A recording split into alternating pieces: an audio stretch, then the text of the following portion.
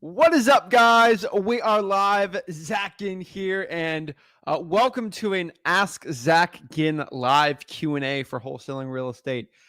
Pretty excited about this one. This is a special live Q&A. This is a really cool one, very unique. We usually don't do it like this much. So I'm pretty excited to go out here and talk to you guys. So this is cool. This is a surprise one. Don't do too many of these, and special occasion. So let's get it going. Let's talk. Any question you have for wholesaling real estate, I'm here to answer them, I'm pretty excited. So kind of a unique time for me to be going live. Usually don't do it in the morning, but, kind of thought today I can either just be chilling, playing on the PC, some games or something, but why don't I just flip the camera on and talk to you guys about wholesaling real estate and seeing how I can help you guys out learn it. Like, I'm jacked up. I always love this stuff. I always love talking about wholesaling real estate. So this is always an exciting one for me and ready to go. So guys, ask your questions. If you guys want, guys can join on StreamYard. That's the link we have here. Remember, guys, do me one big favor and smash that like button and subscribe. Helps the YouTube algorithm and helps us learn wholesaling real estate. So Merry Christmas, Paul. Guys, if you are out here and you're ready to go, let's get jacked up. Let's get out of bed. A lot of you guys are out here in the morning. Let's get out of bed. Let's get it going. Woo!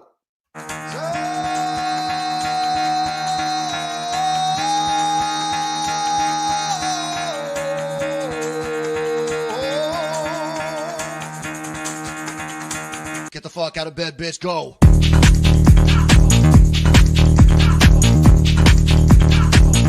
Get up, and they got go.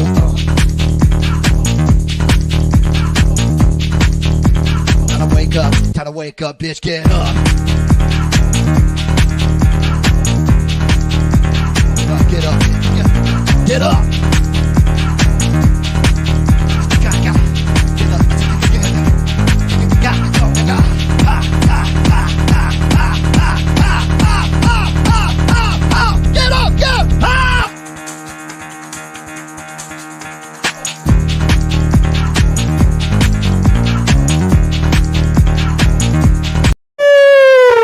All right, let's get it. That's exciting, guys. I'm ready. I'm jacked up. Get up in the morning, get out of bed, and let's learn some wholesaling real estate. I'm excited for this one, because I don't think a lot of people are going to be joining us live. So that's pretty cool for most of you guys watching, because you gain an advantage because you're able to talk to me where not a lot of people want to talk, and pretty cool. You're going out here trying to learn it, and not a lot of people with their families and stuff. A lot of people are just chilling at home. So I'm ready to go, the DJ's fire. I'm telling you, he's awesome. Kara, this guy in the llama robe is too much. He has Merry Christmas. Thank you. I appreciate it. But what's my gift for you guys for this holiday is I want to give you some time. I telling you, I would legit this morning just be chilling on the computer, playing some games or something, probably be on Minecraft, honestly. I got some buddies got a server. Probably do that. But hey, I'm on here instead.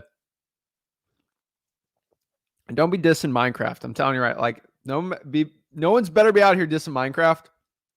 I exclusively played that from like 3rd to 6th grade. Okay.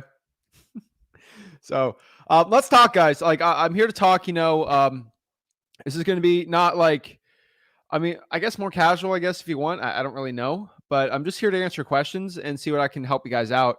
I wanted to do an early morning one. Early morning for West Coast, because I don't think I always go live on the evenings, and I don't really talk to people that maybe the morning's the best time for them. So pretty exciting. Guys, there's a StreamYard link right here. If you guys want to hop on, talk to me one-on-one, always here to do it.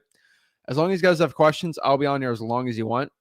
So pretty excited about that. I'm jacked up. Another reason why I want to go live is just to give a little, I don't know, not to troll the gurus too much, but just remember that these gurus, they go live to sell you stuff, and they go live to sell you wholesaling courses, and it's all corporate. They're all fake with their stuff, and they have like 15. They probably have 4 to 5 people, like employees, watching their lives, and they're doing the camera operating and all the fancy stuff, and they do all that fun jazz, and they can't go live on Christmas Eve because it's a corporate environment and they literally treat these live streams as work. Okay. They treat it as work. So they can't work, for labor and stuff. So they treat them like employees and they can't do it. They can't make thumbnails. They can't click the live button. They can't talk because it's corporate work. Here's the cool part about me. I just click the live button. That's it. Okay. So I'm telling you right now, let's kind of talk. Let's see how I can help the guys out and see how I can help everyone out. But I'm ready. I'm excited for this. Love helping the people out. Love giving back to the community. This community has given so much to me. So I truly appreciate it, guys. Also, if you want to learn wholesaling for free, again, go to freewholesaling.com. It's my free wholesaling course. Not much to it besides that. So let's answer some questions, see what we got, and let's get it. So number one here, we got Happy Holidays, Olivia. What is up? How do I integrate REI Reply with Phone Burner? I don't use REI Reply, so I wouldn't be able to answer that. I'd probably get to their support. Merry Christmas, Paul. We are pumped. Finally not watching at work. I love it. Thanks, Corey. I appreciate that. What's up, bro? What is up, Fred? Merry Christmas. Get up. Get up. Get up. So let's see who we got here. So let's get this going here. All right. So I got, guys, any question you have, I promise I'll answer it. Just one thing. Yeah, answer the question. I'll get to it. And we'll just talk to some people. Let's get it going. So let's get it here. Kara, what is up? Hello. Kara.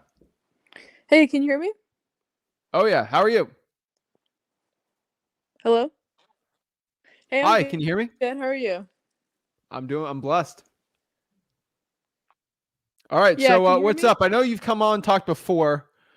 So what's going on with your business and how can I help you out? So I got this one property that I got under contract, and basically I was ready to go. I already got the pictures and I'm like giving it to all the cash buyers and everything.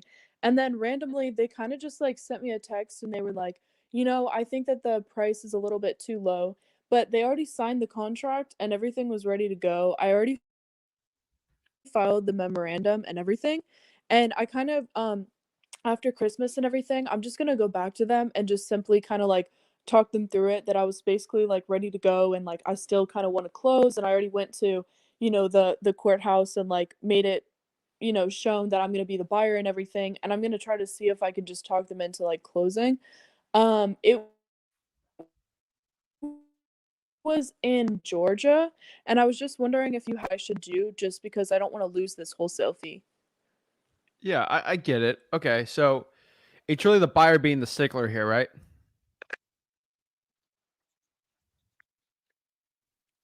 The seller? No, the seller basically is just saying that they don't like the price anymore after they agreed and Okay. signed the sale agreement. So here's the problem, Kara. A bad buyer is easy to fix. You got that non-refundable earnest money. Like on paper, they have to go with you, right? You got all the paperwork, got the memorandum, you got everything like that. Unfortunately, this kind of sucks, but what honestly happened between you and me, this has happened to me too many occasions. The seller probably got wind with a realtor, a family member told them, or someone said that you can get way more for the house, and they're just going to want to get more for it. So you have to understand that. Next year, you can't force somebody to sign a deal. Like you cannot force someone to go sign a deed for the property. They have to be willing to do it. Unfortunately, your memorandums are great and all. The main issue is, let's say they decide never to sell and they're going to live in the house and they're going to sell in 15 years. You have a contract for $100,000 and it's worth 120. Okay. 5-10 years, the property's now worth 300,000. Yeah. And now you have a memorandum for 100 and you're like, oh, I'm going to buy your house for 100 now and it's worth 300. You're all excited. They're going to go to a judge and the judge is going to say, just give Kara $4,000 and then you sell the house. Like obviously that was contract written 10 years ago. Okay. You're obviously not going to sell the house for this. So that's what a lot of our memorandums honestly happen. We're going to get $5,000, unfortunately. Kind of sucks. But that's the truth with it. So you can't force someone to sell. If they're motivated enough, they'll work with you now. But if they're not and they want too much, which is not a motivated seller, they're just going to wait you out. And kind of sucks to say, but that's the honest truth.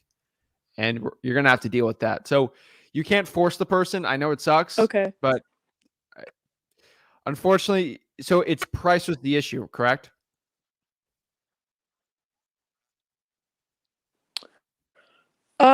It's yeah, I guess basically the price, and then they just kind of like they're kind of acting like they maybe like rushed into it too fast, and now they want to think about it because really, if it was the price, they probably would have already put it on the market by now. But it's been a while, and they haven't done anything at all. Okay. Is the title ran?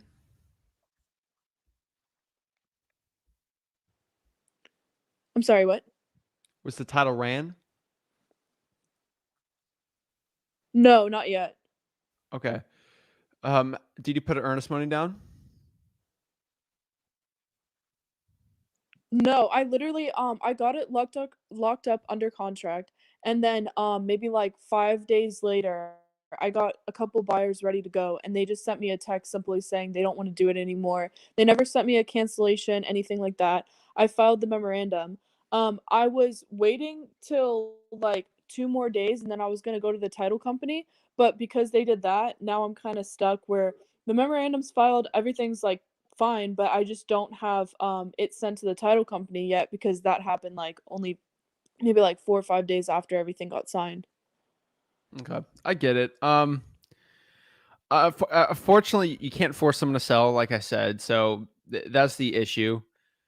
The cool part Yeah. about memorandum, it stops someone from stealing your deal, which is nice. But you have to have a cooperative seller also, Mhm. or a non-cooperative seller. Um, yeah, what your plan's probably gonna be the best thing. Talking to the seller, basically stating Okay. you already got all that. You went to the court. That's probably your best bet. You can't force somebody, unfortunately, and that's probably right. And of course, that's the way you got to do it. I'm not going to strong arm someone. How old is that seller? Like in their 50s. In the 50s. It should be. If they're over 65, I would just say get out of it. Don't even think about it. Um, Yeah. but if they're in their 50s, have a conversation with them and just say, "Hey, I'm still ready to buy this property. I made the agreement. I've already I've put funds in place, ready to go. Um, how much profit was this deal going to be?" Just like 10K probably. And that's where I was gonna ask you was like when you said maybe the attorney will say like just give them 4K, kind of just like maybe that's kind of counted as like a loss because it didn't work out, and then 4K, I take that and I'll basically uncloud the title. How is that like number determined? Like they would never give me like probably the 10K that I said like I was gonna get in my wholesale fee, do you think? So here's the problem, Kara. If you literally go, I know wholesalers that do this in my market. It's not worth it for me. They'll go to the seller and say, I have it locked up. You're not going to be able to sell unless you give me $4,000 to get out of this. And I'm clogging your title. Okay. That is how you get sued. That is how wholesaling gets regulated. And that's very sharky. I don't like that at Yeah. all. I've never been able to do that. I've never wanted to, and I never will. I know wholesalers that do it. Okay. So the way I do it is like if it's a really good deal, I have a memorandum and I keep it in place. Um, and I go from like, and then you can keep the memorandum in place. I'm not your lawyer, Okay. but I'm just going to tell you what most wholesalers do. Not what I do, but I'm just going to tell you what most wholesalers do. Do you understand? Yeah. Most wholesalers will keep that memorandum in place and have earnest money with a title company. Because once you get contested in the courts of was Kara actually looking to buy the property? Hey, title company, do you have an earnest money on there? Do you have an earnest money Okay. written on the contract? Yeah, like $100. You need to go to the title company on probably today and send $100. Okay, like ASAP. Okay. And now your memorandum has some teeth. Mhm. And most people Okay. keep the memorandum in place and try to talk to the seller. and that's all you can do. Okay. Like, unfortunately, I can't force the seller to sell. Okay. But Yeah. that's what most people will do. They'll keep the memorandum in place, and then they'll talk with someone. It's really up to you. Most of the time, I just let them out. Just that's what I do. But I know a lot of wholesalers will keep them in place and hope to get $3 or $4 grand down the road. Still up to you, Right. but it just depends. A good lawyer can destroy Okay. any All right. memorandum, Thank though. you. You got to remember that. But you got it, Kara. Okay. Georgia's a good market, so you got it. Okay. Well, Awesome. thank you so much. No worries. Any other questions you got? No, that was it. All right. Have a good one. Thank you. All right. Guys, it's a tough one. Like, gonna be honest, it's never fun, but unfortunately, it's how a lot of these go. So you guys gotta be out here. Just gotta be careful with it. It's never the most fun thing in the world, but memorandums are a tricky thing. Trust me, I've had my fair share of memorandum issues. They're never fun. So just keep that in mind. Next time you have a property under contract, the memorandum thing, it gets weird. Don't go in there and try to ruin someone's title. You can get sued for slander of title. That's never fun. Trust me. You just got to be careful with it. But yeah. All right. Uzma? Uzoma. How do I say your name, man? I'm going to say it wrong. I'm sorry. No, sorry. It's Uzoma. Uzoma. Yeah. That's awesome. Appreciate it, man. How's it going? I'm blessed, man. How are you? I'm good. I'm doing good.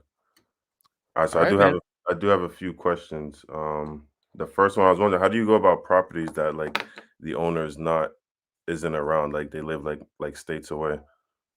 Okay. So you just call them. Like what market are you in? I'm in Massachusetts. Okay. And where's the owner? No, I'm saying like, what if they don't have like if they can't get to the property? Because of course you want to be able to look through the property to get an ARV. Got it. Okay. Ask them if they have a family member nearby who has a key. The best thing, obviously, is a family member or friend nearby, and have them send them the key, and then they can do it for you. Okay. They're not gonna. You might be a cool dude, but they're not gonna send you over a key, obviously. So Right. maybe a trusted family member or something. They give them a key, and then you can walk through. Mhm. Between you and me, you can just lock up the contract and then do that. So you make sure no Okay. one goes in tries to steal the deal. Obviously, Right. that'd be the best thing. I always try for virtual wholesaling.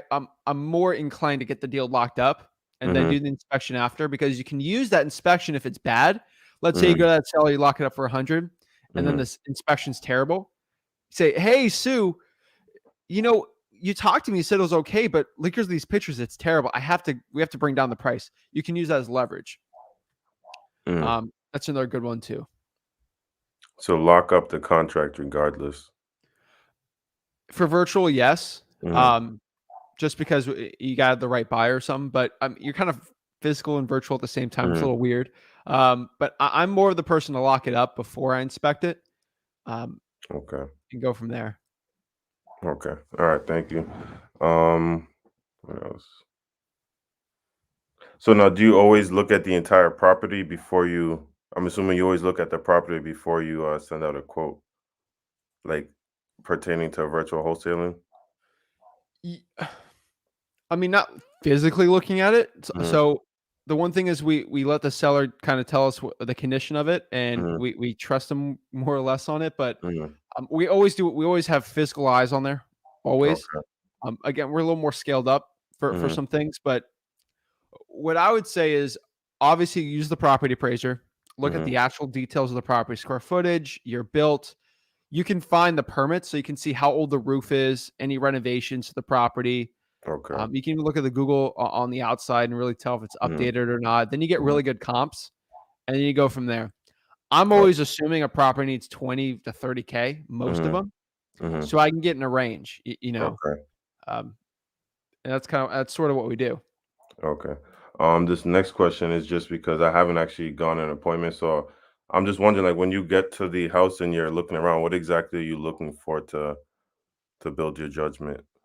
Yeah, so you're in Massachusetts. So where in Mass are you at? Boston. Okay, so you're gonna deal with a lot of old houses. So there's probably not gonna be a house that doesn't have an issue, obviously. Right. So you got to remember that Boston's weird. Everything's Mhm. really expensive there, and everything's really old.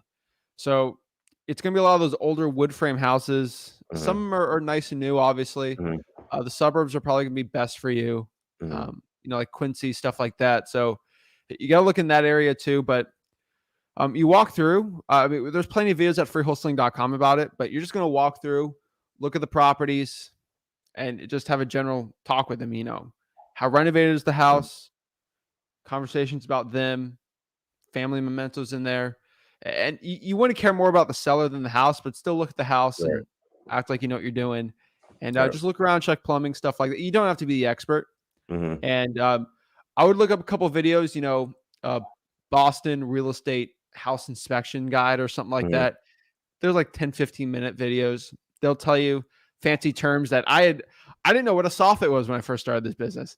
Really? I just learned random real estate terms. You don't have to Mhm. be an expert. You just act like you sort of know what you're doing. You Yeah. watch some of those videos, you'll figure it out. I mean, it Okay. doesn't take a rocket scientist to know that. Mhm. Okay. So how do you go as far as the inspection?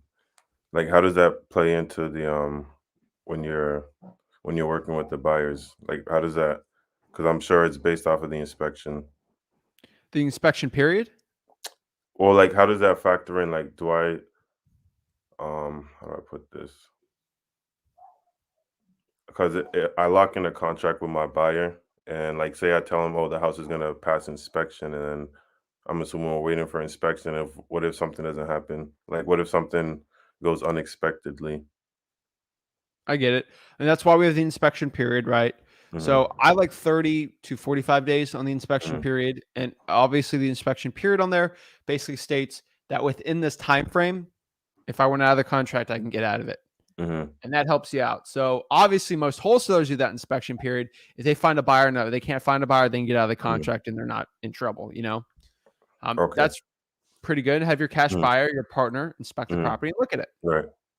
Okay, I get that. I guess another question I have is when the buyer comes to the house, um, like one of the cash buyers I know, he's one of my friends. But he doesn't. He's not like he's not what is this? He's only how do I put this? He's only a cash buyer. So if he comes to the house, how is he gonna how is he gonna inspect it? Or is he? Because I'm assuming he's waiting for an inspection as well. Okay, okay, I know what you're talking about. There's no inspection. There's no like inspection. They Mhm. walk through the house. So he just walks through it and he just buys it as is? Yep. He buys it, okay. I mean, you could have an inspector in there, but Mhm, most cash buyers aren't going to do that mhm. Okay. So okay, I see what you're saying. because most of these Alright. cash buyers are going to renovate the entire thing, so they don't They're really gonna care. renovate it, okay. Um, and then, couple other questions. Like, how do you go as far as keeping the clients away from the buyers? The sellers and the buyers. The sellers, yeah, I'm sorry, the Yeah, sellers I, and buyers. I tell the buyer, like your friend, hey, you're my partner who's going to inspect the property. You are not going to be talking to the seller, okay? Mhm, I'm talking to the seller. mhm, Most of the time, what I do is I just have conversations with the seller about the closing, mhm, stupid family questions, mhm, while the cash buyer is going through and looking through the mhm. house, and I make they're in and out. And I basically say, if you want to get more properties from me, you're not going to be talking to the seller. It's kind Oh, of mean, it's kind of mhm, rude, but like once they commingle, it's a mess, mhm. and you could potentially lose the entire deal. So Right. I'm kind of mean, even if it's my friend who's a cash buyer. Mhm. You're not talking to the seller. You're not Unless talking the to the seller seller. specifically asks you a question like nice shoes, Mhm. we're not gonna be doing that. Okay. Alright, thank you. Of course. I have one more question.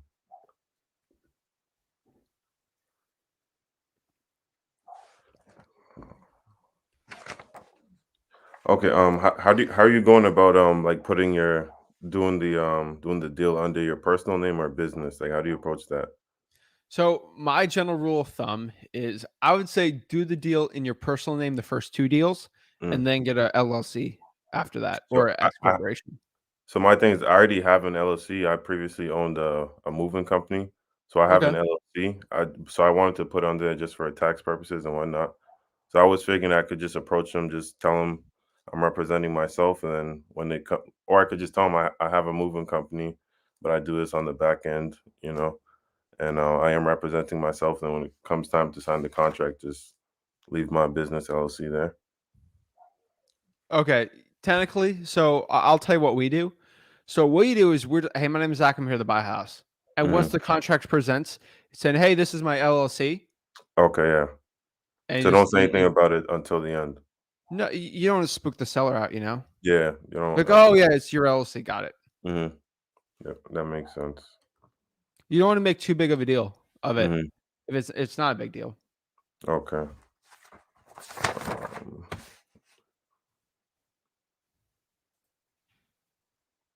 Also, are there like different types of contracts, or is one contract good for like every deal? So it's state specific. Mhm. So what I always tell everyone is use my contract, take that Mhm. contract to a real estate wholesaling friendly title company. Mhm. And then from there, all you really got to do is go to the wholesaling title company and basically ask them, hey, is this Mhm. contract good for this state? Will you close a wholesaling transaction with this contract? Okay. Easy as that. Mhm. All right. Couple more questions. I'm sorry. Dude, Um. I'm here all day, man. You're Yeah. good to No. go. Appreciate you, man. You do a great job. Appreciate you for real. Thank you. Um. Other one is how do you go about approaching houses or like properties where there's either a tenant or the owner is still living in there? Like how do you line up as far as getting them to move out? So it's not easy. Yeah. Um, so the issue is the cash buyer usually wants the tenant out because they're going to renovate the house. So you usually want the tenant out of there. Mhm. So usually you give it 60 to like 90 days Mhm. of just a big inspection period just so Mhm. they can move out. You want to give them 30 days to move out, but you Mhm. really want the move out date to be very close to the closing date just in case you can't close. It's kind of hard. Usually, the cash Mhm. buyers do their inspection with the tenant in there, and they basically have to talk to the tenant and the landlord and schedule something for your partner to go through and look through the house. Okay. Okay. I get that. But it's usually the best way to do it. Questions I always ask there's a tenant is like how much you're getting in rent, just general questions like that. Mhm. And it's pretty good because your cash buyer is going to be asking you that. Mhm. Okay. Um that's the earnest money. I know that that's only like a couple $100 that you just put down. So is that like a big roll or is that just $100, man. mhm. Earnest money. That's all I do. Mhm. Um, But uh, I'm saying like where does that I'm sorry. I've watched a lot of your videos, so I forgot where exactly like how do no you worries. go as far as the earnest money?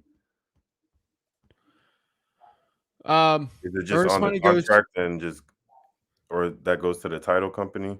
Yeah. So I usually just give it to the title company. Give it to the title company and it's Yeah. stated on the contract, right? Yes. On Okay. my contract is on there. Most contracts will have it on there, Mhm. and just $100. And then let's say you want to get out of the contract, you basically put in writing to the seller and the Mhm. title company, like usually email, "Hey, I'm getting out Mhm. of the contract." And then within the inspection period, you go to the title company and pick up your $100. Mhm. Okay. All right, last question. Just to clarify with the inspection, so it's pretty much seems like it's really up to the buyer to use their judgment as far as where the inspection is gonna fall. Yeah, it's. I mean, they're buying it, right? You can't Mhm. judge for them. So usually they just walk through the house once, and they're Mhm. good to go, and then walk one more time before the closing. Mhm. So now if these so there is no inspection period then. So right, is there an inspection period? For the cash buyer, no. Well, they inspect it before they sign the contract, the Well, yeah, assignment they contract. come to the house, they see it, and then after that, we sign the contract. I signed the Walk contract with the in. buyer, and so what is the waiting period with the title company? Once everything's presented, what is that waiting period? Usually, cash buyer needs at least 2 to 3 weeks, I would say. Okay. So I guess the only thing I'm kind of concerned about is like me locking up a deal with a cash buyer. they think the circumstances like this, and they find out, oh, this house actually needs X amount of more dollars. Usually Would can get that it. You- is that a scenario that could happen? I mean, obviously, like I mean, Mhm, it could like a mhm, tornado can rip through the house, and mhm. then oh, you need to Yeah, buy it, right? mhm, So, if it's like dire circumstance, you can get mhm, out of it easy. Like a judge, like at the end of the day, a judge would be like, yeah, you signed a contract and you found mhm, out it had termites in it, you can get mhm. out of it. But Like that would be after we've already I've already received a paycheck from the title company, right? once you get a paycheck from the title company, it's not your problem. Not my It's your cash problem. buyer's problem. Mhm. Okay. And then, I mean, then you can sue the seller for if they intentionally knew that the property had termites and then they didn't disclose it to you, they're the ones who can get sued. The seller. Yes. That's why we like wholesaling because I don't have any risk. Yeah, Once there's I get my enough. check, I get my check. Mhm. Um, That's true. yeah, Okay. All right, man. I believe that's everything. bro. Appreciate you. Bube says you got some great questions. Thank you very much. Thank you very That's much. some good ones, man. I'm Mhm, telling you, man, you asking those questions, I mhm, promise you there's at least 100 people that had the same ones that they mhm. just didn't want to ask them. Yeah. Well, the But thing you is, have. I've been doing a lot of work, and I'm at the point where I just have to start calling. Like I've been doing a lot of different things, so I have a lot of I would say probably sellers lined up, but I just haven't called because I have had that like a little hump because I feel like I could probably get an appointment probably this week. So I just wanted to make sure I was confident to be able to go through the whole process. So I like it, um, man. I think I'm I'll good to give you go some now. tips for Boston, man. It's Hmm. a tougher market, you know that. Hmm. So most of the time, it's better to go in the appointment than not, just because it's saturated. Not too saturated, but it's a harder Hmm. market. Hmm. Um, I really want you to do some research on the best wholesalers in Boston and see what they Hmm. do and copy them. A Hmm. lot of my advice is great, Hmm. but it's for like everyone. So to get Boston specific, I want you to really go on Facebook and go to all the Boston real estate groups. Hmm. Go everywhere. Call like wholesalers around town. Hmm. Hey, who's the best person in Boston for wholesaling? Oh, it's Hmm. John Sally or whatever. Hmm. Go find. Hey, what kind of marketing is John Sally doing? Where's Hmm. John Sally finding these deals? What zip Hmm. codes are working for John? I Hmm. really want you to go around and look. Hmm. You'll find some interesting ones, and then Okay. ask the cash buyers too. That's what I would do if I was in Boston. I'd find the Hmm. best players in there and do it and copy them. Okay. 'Cause, hey, That maybe makes cold calling sense. doesn't work. Maybe it's trying for dollars is the thing. You Right. really got to figure it out. And Figure I out don't what's know working. specifically for Boston. Hmm. So Okay. that's what I'd recommend for you, man. Okay. I'll look into that. All Appreciate right, it. you got it, Thank you man. You very got much, man. confidence. Appreciate it. You got this, man. Appreciate it. Thank you. Take Have a care. great one, man. You too. Thanks. Some great questions there, man. I loved it, man. I'm telling you guys, we can help the people out and ask him. Ask him if he's living in Boston. Maybe he wants to virtually wholesale. He could try it. It all depends really of like what works. My best advice also is just do 50-50, half Boston, half virtual. If you want to do virtual and kind of see what happens. Boston's good, man. There's some big wholesaling fees if you can really get good at talking to sellers. And it's not that hard of a skill to learn. I'm telling you guys. So what's up? We got some more people in the backstage. I love it. I love it, guys. I appreciate you guys. Keep asking your questions. I'm always here to help. Always here to help the people out. Let's get it. Let's see here. Griffin says, yo, I'm in Boston too. That's awesome. What's up, Griffin? Thank you for coming on. Thank everyone for coming on here.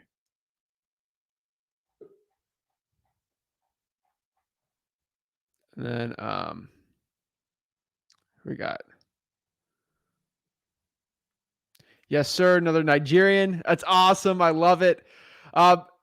Bro, please tell me how I pronounce your name. I'm really trying my best. I think it's pretty. I think it's awesome. I mean, there's cool names. I just want to know how to say your name right and everything like that. But yeah, let's get it, man. I love it. Some good Nigerian, like people from Nigeria that like they come here and do America. They do virtual wholesaling. I know some people that do virtual wholesaling from Nigeria. They do really well too. Bube, got it. All right, awesome, man. Cool. Awesome.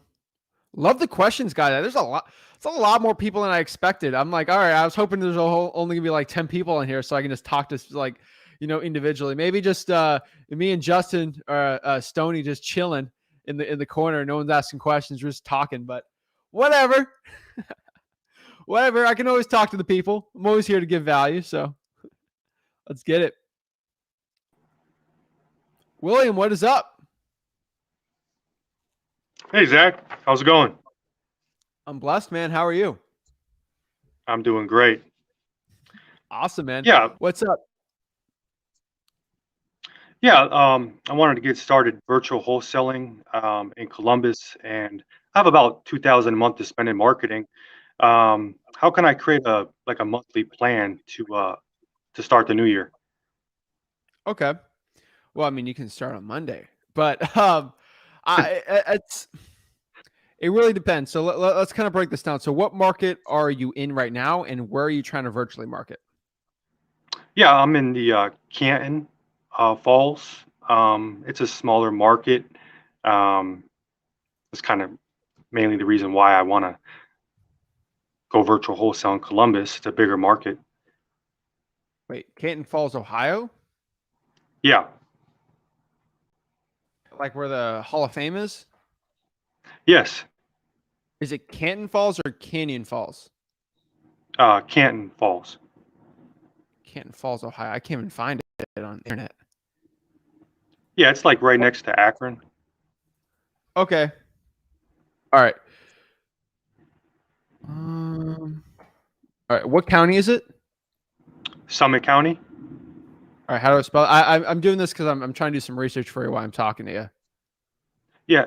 Summitt. Oh, Summit County. Okay. Yeah. All right. I got Summit County, Ohio. Oh, Cuyahoga. Okay. Bro. Oh my gosh.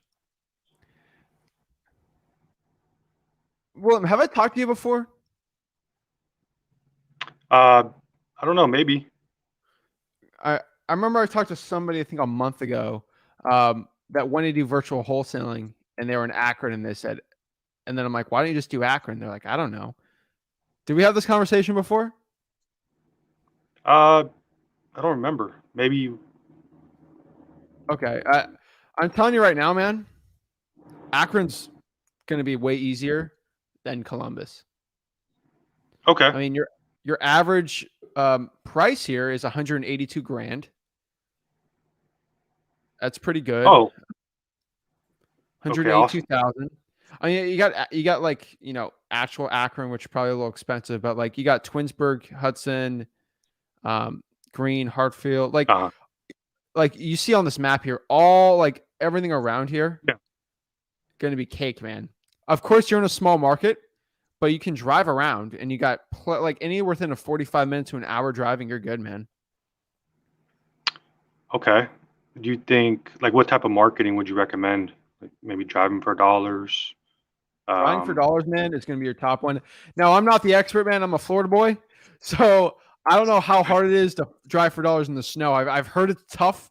That might be a little more difficult, man. That's might be more.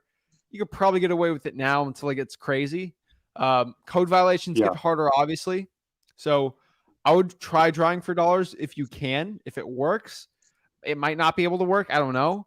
So I know in Michigan it kind of changes, but I would be doing a lot of the code violations, a lot of the liens for Summit County. Let me know if you need help pulling that, because I can just show you how to do it. I would be going after the public lists really hard right now and cold calling that. And also driving for dollars. That's really what I'd recommend starting out. Now, you got 2 to 3K. That's great, man. But really what I want you to get started on is like increasing your skills for talking to sellers. That's going to be very valuable. And you get that through cold calling. So the coolest part about cold calling, I'm telling you, you're marketing and you're increasing your skills talking to sellers. And driving for dollars is going to be the best, because you're not going to spend 5 hours a day cold calling. Driving for dollars is going to be like 30 minutes a day. And it's going to be equal to cold calling 3 to 4 hours a day because the leads are so hot. Yes. So dude, I'm excited, man. That's a great market, man. I'd be pumped up. There's people that are so upset right now that they're not in that market. Okay. Really? Oh yeah, man. That's a great, dude. That's great, man. Also, what I would tell you is I would physically Okay. go on appointments. I would go in person. I know it's not as sexy as virtual wholesaling, but I'm telling you, in person, you're going to get better deals. Hmm. If you learn how to talk with confidence, you'll never have a problem getting deals on here, and you'll do well, man. Some stuff I would tell you is I want you to go do a lot of research on Facebook for wholesaling in Summit County. There's plenty of them. Ohio Real Estate Investor Association groups. Find wholesalers that are doing well in Akron and find what zip Okay. codes are working and drive for dollars in those zip codes. Awesome. Yeah, man. How do you learn about wholesaling? Online, YouTube University. That's cool. I'm always curious, man. Like, what gets somebody into wholesaling? So it's Yeah. cool, man. And so I'm going to show Yep. you this. Domestic cases. Search by judge, case type.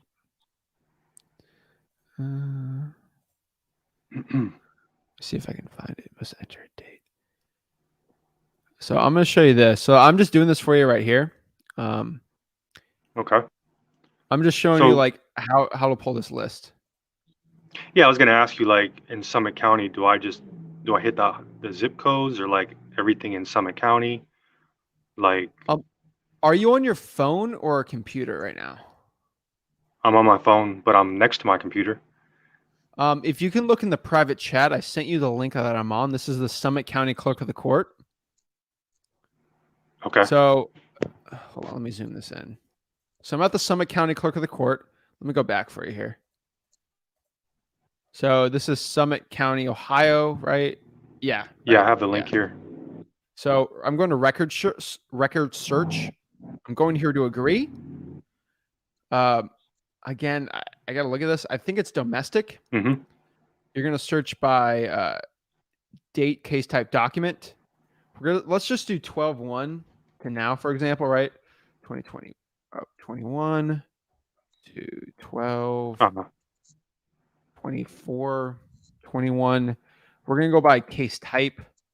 Must enter. Date format is wrong. Are you kidding me? Okay. 12, 23, 21.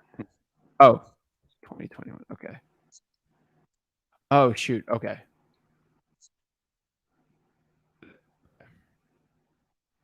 I'm a bozo with a lot of this stuff. All right. So case type, we can go through all these cases. Let me just read. I'm going to take my time here just so I can get it right for you.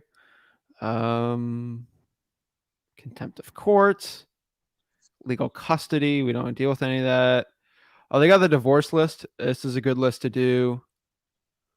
Mm-hmm. Dating violence, no.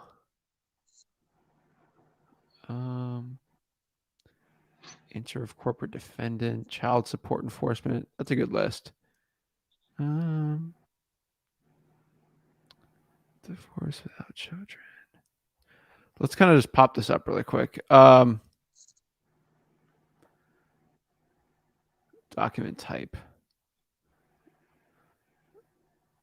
I'm just going through this. You can go through this, see which one's a good list or not. I'm just trying to see. So we got interrogators, not a good list, obviously. See, here's a good one. Judgment. I'm trying to put judgment.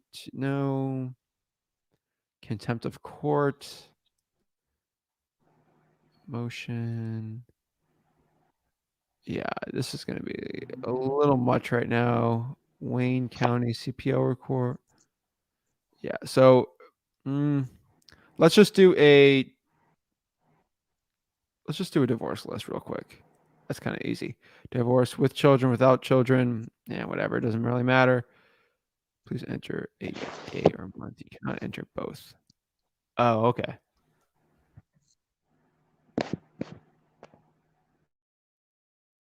So it'll pop up like the divorces, and then you can just pop up this information. I'm on the website let's do now. a new search. Is it what? I'm at the website page. All right, cool. Do I click record search or public records request? So it'll be public records. So you can do a public records request, but of course they're going to make you Okay. want to buy it. So you can just look up the stuff online. So record search, agree, like here. It might be civil. I'm trying to get all the information. All right, there's judgment lien. So this is the right one. My bad. So I did domestic. We're going to do civil here. And we're going to search by date because that's the best one to do. And we're just going to do 12/20/21. So what you got to understand here, William, do you go by Will or William? Either's fine. Will. All right, Will. They want you to do a specific date. You're going to do by month. That's going to be the easiest one.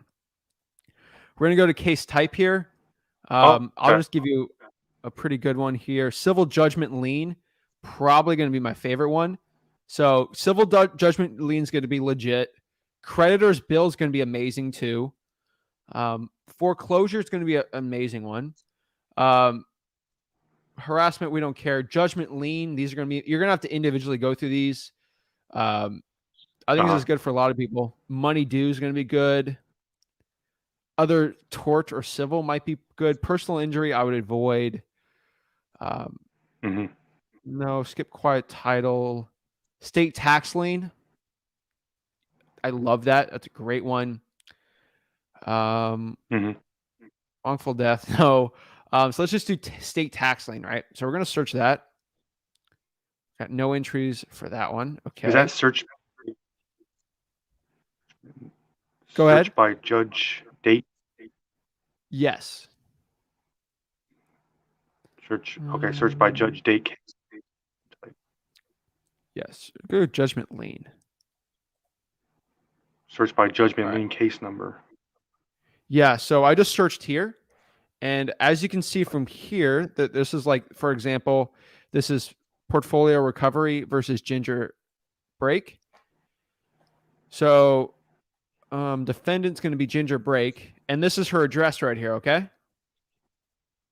So what I'm going to do is I'm going to go to the Summit County Property Appraiser.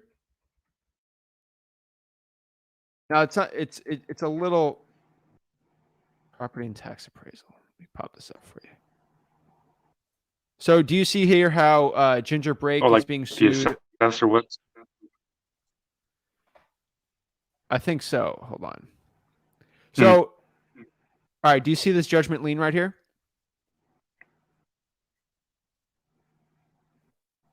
No, I'm on a different screen. I'm looking at the. I'm on the website. All right. Well, if you can watch this whenever you can, let me see. Just remember. So Ginger Break's getting sued here from portfolio for $3,700. So we see here that this is her address. I'm going to copy this address and go to the Summit County Property Appraiser. So let me share my screen right here. We are at the Summit County Property Appraiser.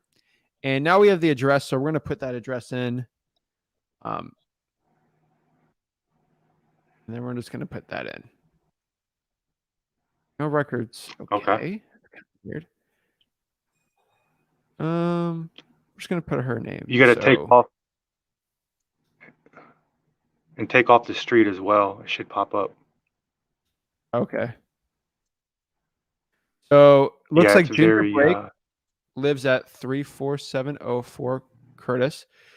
Here's the cool part. Look. So we see here that she actually owns this house.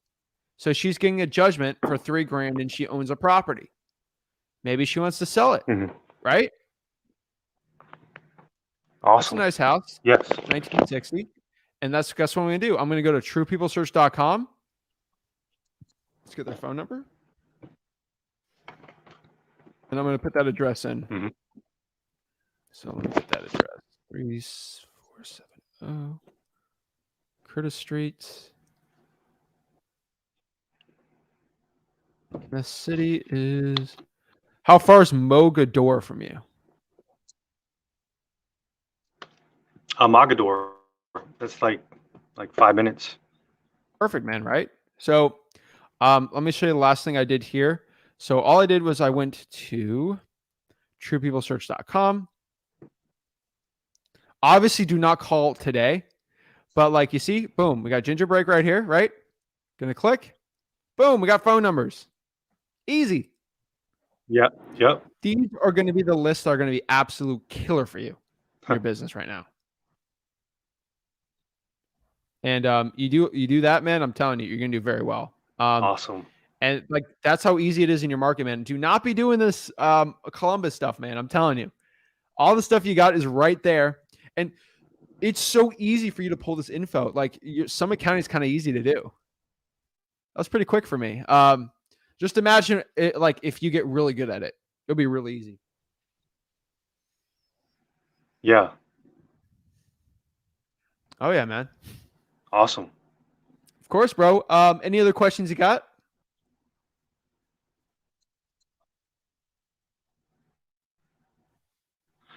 No, I'll go ahead and start pulling these lists here and do some cold calling, some driving for dollars. Awesome, Do you think man. maybe in the next 3 months I can get a couple deals?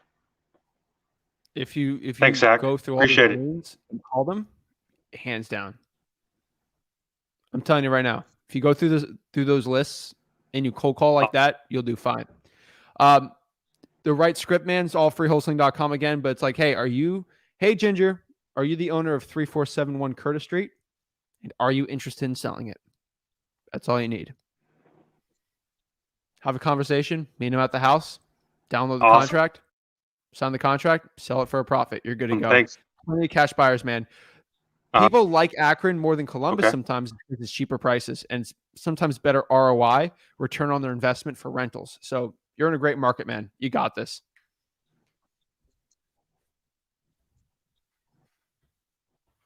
All right, man. Awesome. Thanks, Zach. I appreciate it. Merry Christmas. Merry Christmas, man. Let me give you one piece of advice before I leave. Awesome. Summit Got it. County has 500,000 people in their population. Okay. My county has 300,000. I make 7 figures in that county. You have a population of 500,000. So you know what that means? It's time to get to work. You got this, man. Absolutely. Let's All right, get man. it. Get it going, man. Thanks. I You appreciate can always it. hop on here, ask any questions. Always here to help. Talk to you soon. Thanks, Zach. All right. Talk to you later, man. Have a good one. Woo! Come on, man.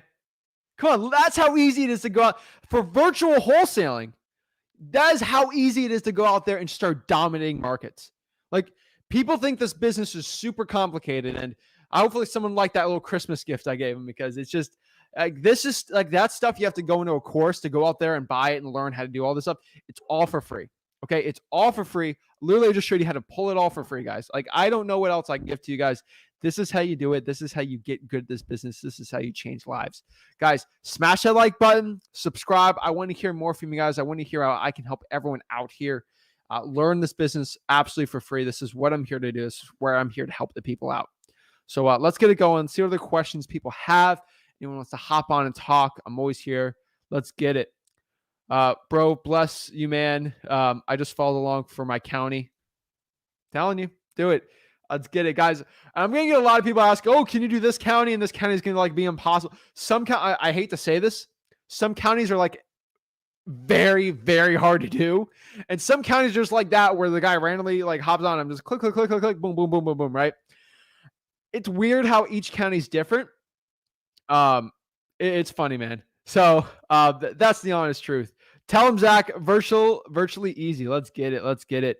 Griffin says, how long are you going to be live for, Zach? Griffin, as long as you guys are smashing the like button and subscribing and commenting, I'll be on as long as you want. I'm telling you, man, right now. Let's get it.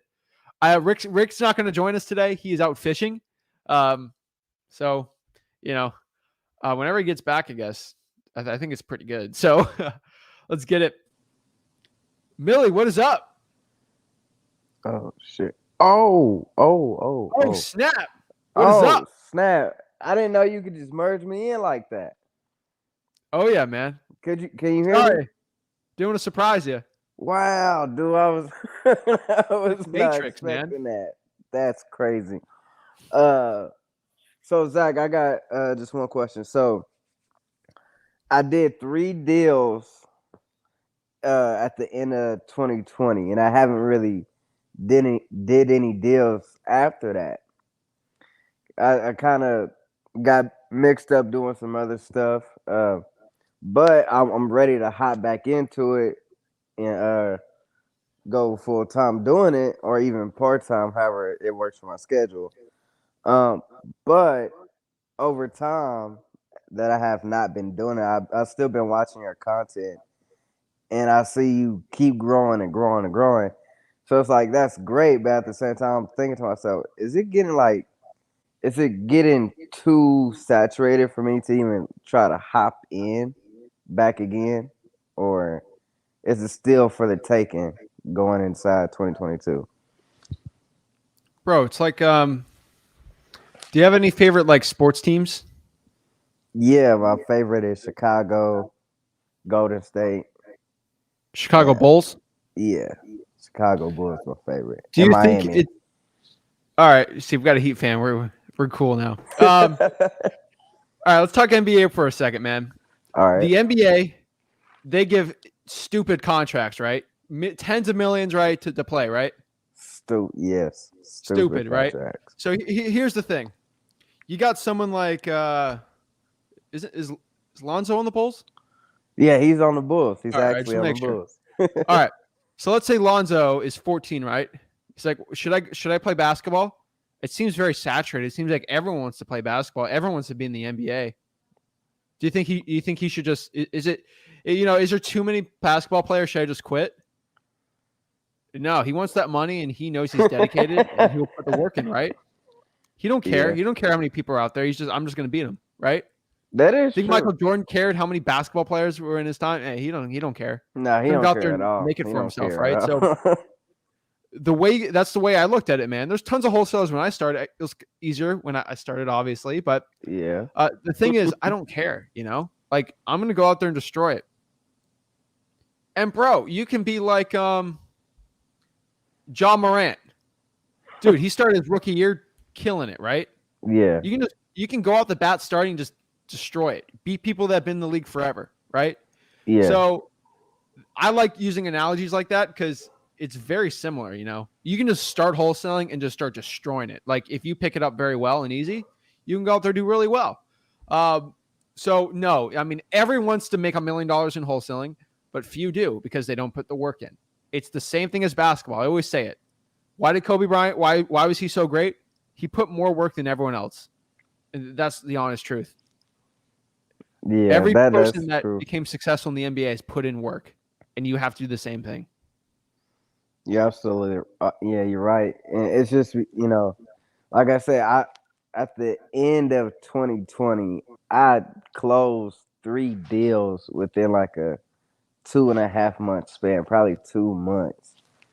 Closed 3 deals. They were smaller deals, but that's because my market is lower price points. So houses here are really cheap, so I couldn't make that much of a spread. So it's like, well, damn, I don't know why I just took off and did something else, but I want to get back into it. And that was one of my concerns. Like, okay, going inside 2022, it's I really, really want to get back into it, but I'm kind of scared. I'm like, God damn, Zach done grew a lot, and there's a lot more people that know wholesaling. It's like, oh shit, it's way more competitive. All right, bro. Let me give you another example. I'm gonna give you a Bulls player example. I just remember this. You still watch Derrick Rose? Dude, that's my favorite player. Him and D Wade. All right, man. You tore your ACL, dude. All right, just imagine that. You stopped. You tore your ACL. Derrick Rose, he was a little rough starting out, but he came back, right? Yeah. Had a little renaissance on his career. Just got to do the same thing, man. Maybe you tore your ACL, you're out of it. You come back. It's going to take you a little bit to learn that. Then you're good, man. Right?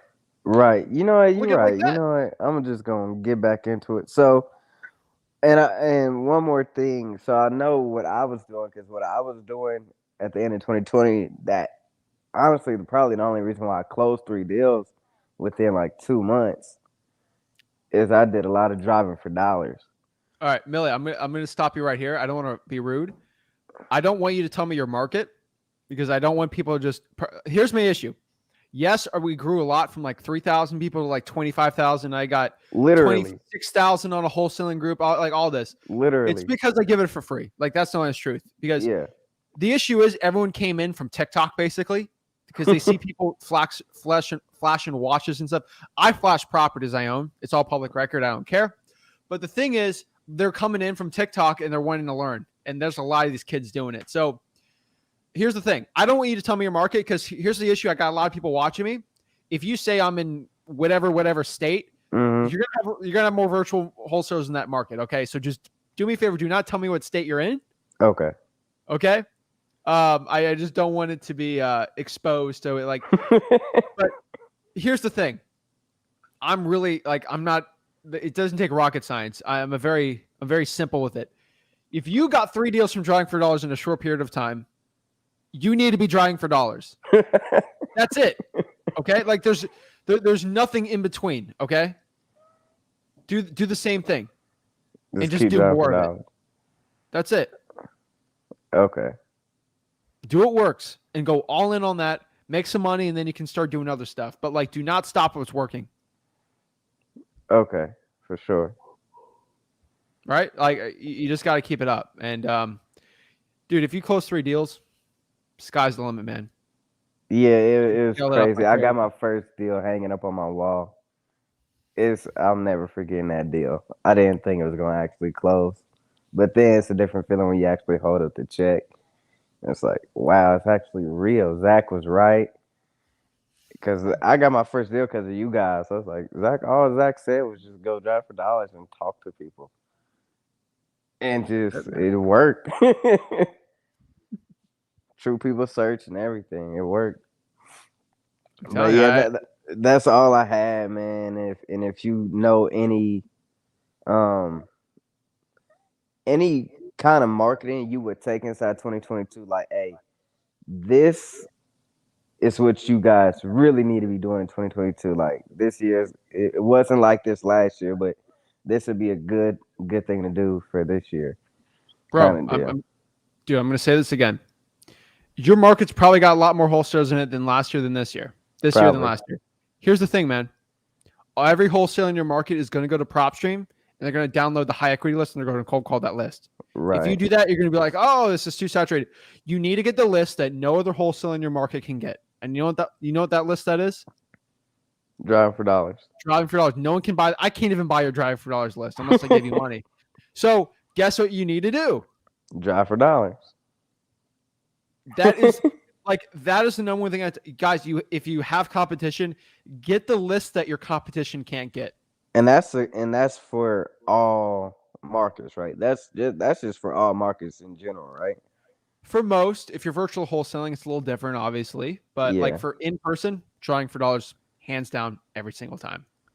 Okay, so what about if you want to? Because like I told you, my market is low price point, so I don't get to make those 10K spreads like everybody else do. So if I wanted if I want to do my in-market person, and what if I wanted to do a virtual market? How would I attack that virtual market? Well, I can't drive for dollars there. Do me a favor, all right? Do you have Instagram? Yeah. All right, do me a favor and DM me on Instagram right now your market, and I'll just give you my opinion on it. Don't say it out loud. I'll look at it. If you trust me, I won't. I don't really care. I'm not going to go in there, but I want you to go DM me the market really quick. Tell me when to do it. I'll go look for it. And then I want to go Instagram at Flip with Zach.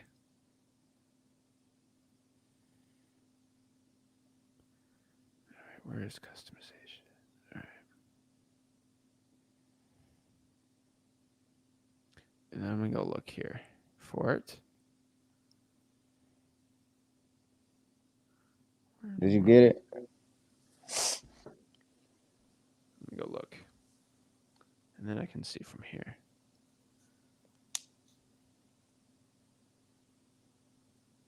There we go.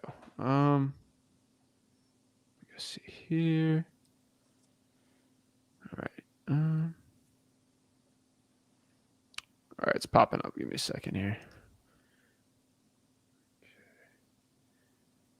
Because I honestly, like, I want to give you like honest advice, and I'll tell you because I have opinion in my head. I just got to know where it is. General. I don't see it. At Flip with Zach. Yeah, just it's your picture, right? Yeah. Yeah, I DM'd you. All right. Let me check it one more time. It'll take me a second to pop up.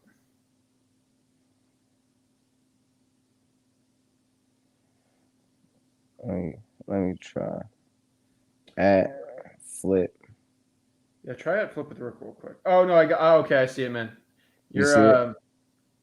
It's got life on it, right? On your handle. Yeah. Okay, yeah. So that market, honestly, what I'm telling you is there's probably suburbs outside of there that's gonna be really good too. Mm-hmm.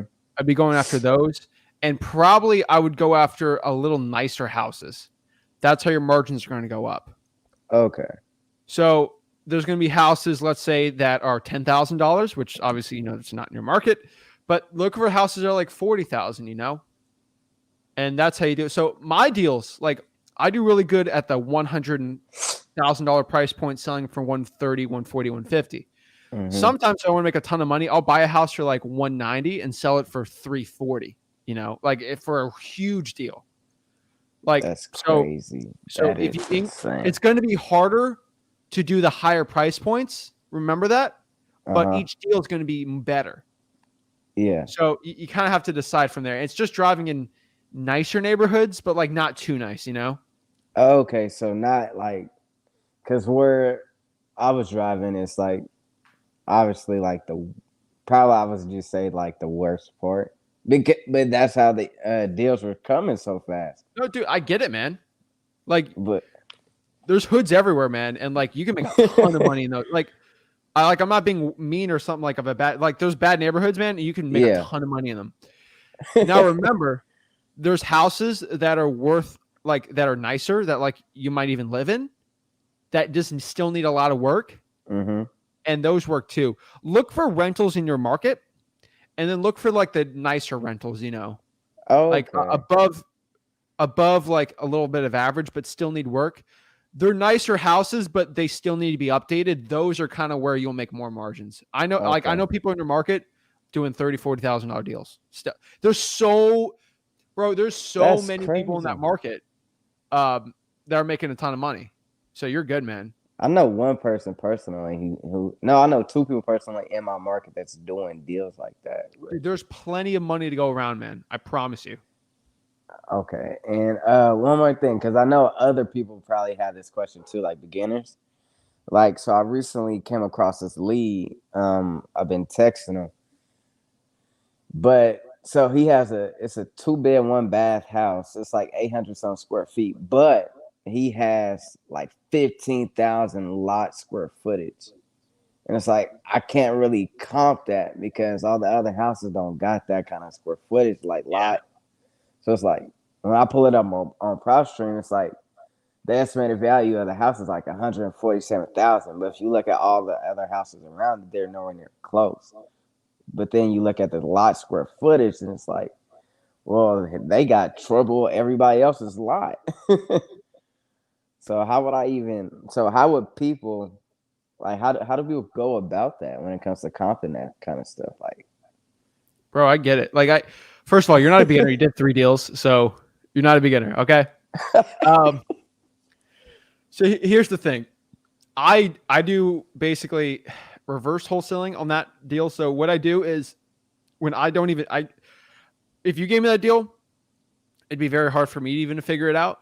So it's like a free market, man. It's like, what is somebody willing to buy this for? And that's what it's probably worth, right? So I'm going to go to my cash buyers and ask them how much they're willing to buy this house for.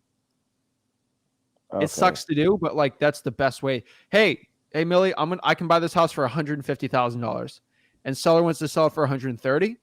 Lock it up for 120 and get some money, right?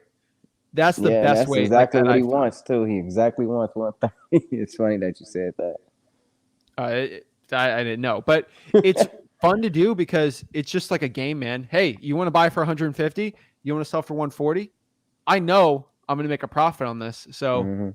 you know, Okay. the only difference between last year and this year for you is you're going to have to be a lot more faster with deals too, especially this year.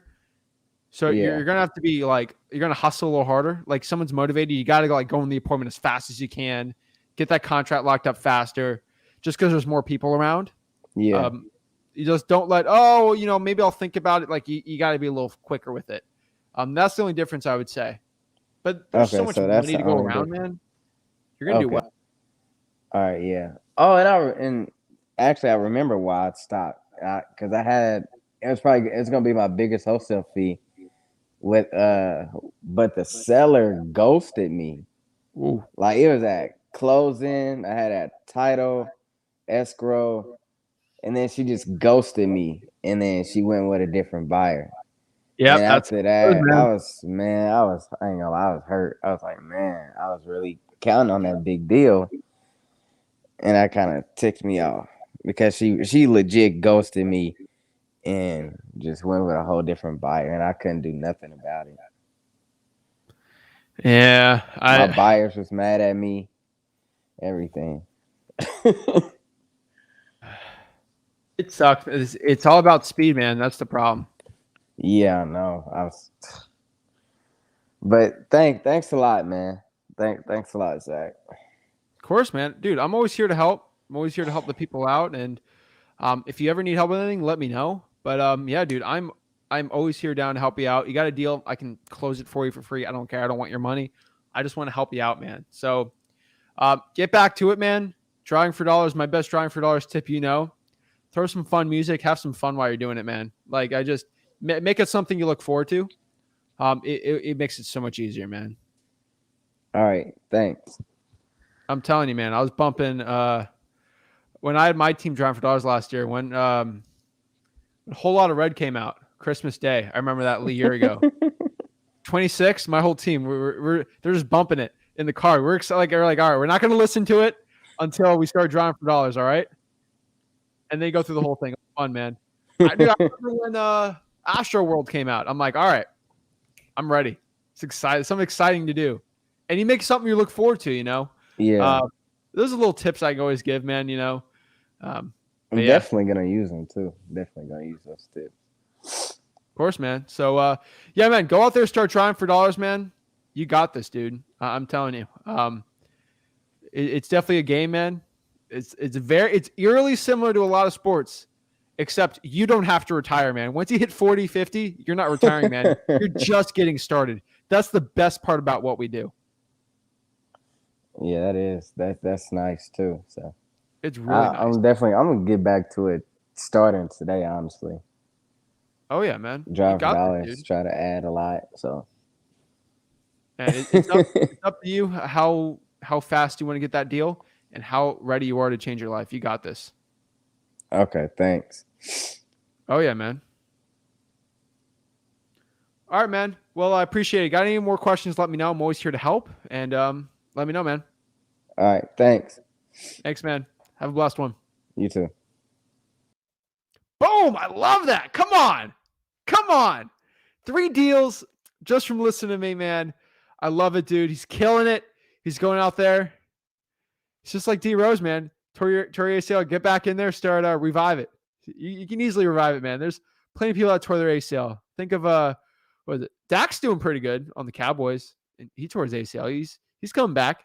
He ain't looking too shabby. So let's get it, man.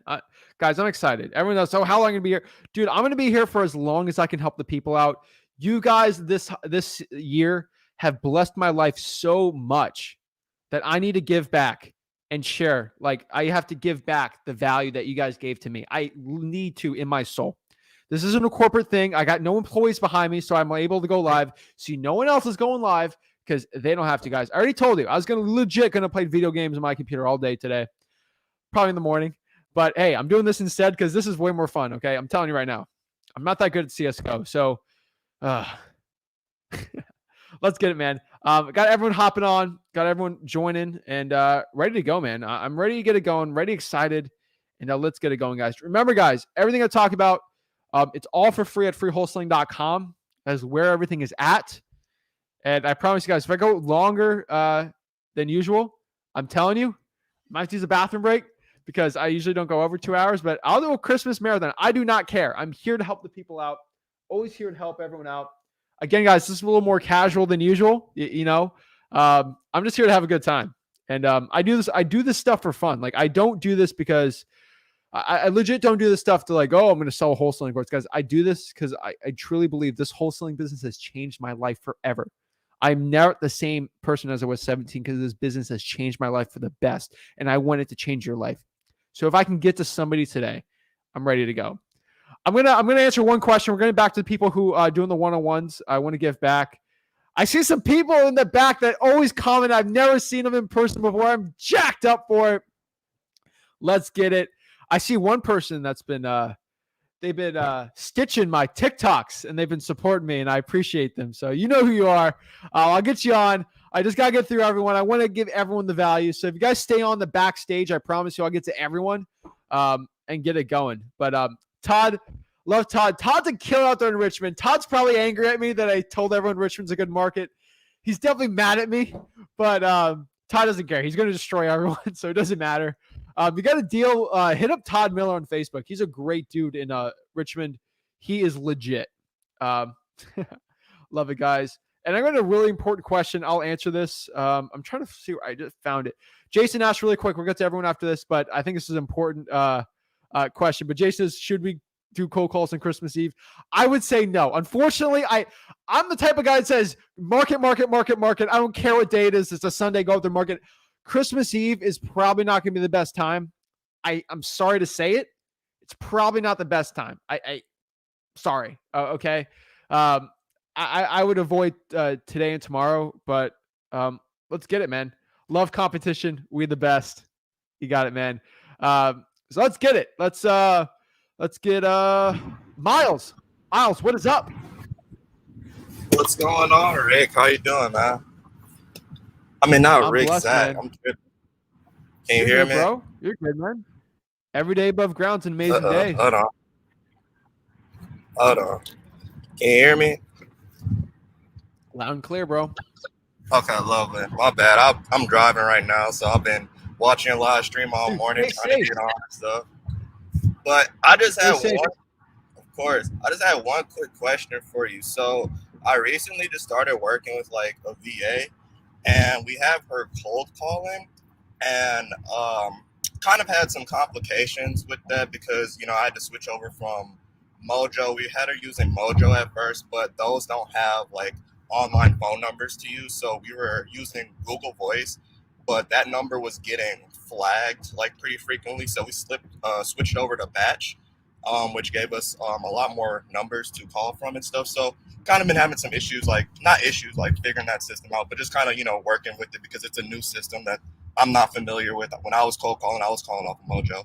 But to get to the basis of my question, we have her just calling on like a basic high equity list, just to get her going and stuff. But we started to notice a drop in the leads that she was kind of producing. So my question is, when do you like start to pull a new list for your VAs? Like, do you have like a certain like time, like, or you have certain KPIs that you start like looking at, like, okay, this is starting to happen, time to pull a new list or something like that, So I get it. So let me be honest with you. When I'm doing this, I'm literally cold calling every single high equity lead in my county, so I don't need to really pull much more. I'll like every quarter I'll like remove the duplicates, of course, and then pull more, but that's like an extra 2,000. So we're just calling high equity. Like, it's a stupid volume. So you're asking about my business. That's the truth. Of course, we're doing more. We're doing more of those like government lists too, like some more niche stuff. But what list are they cold calling right now?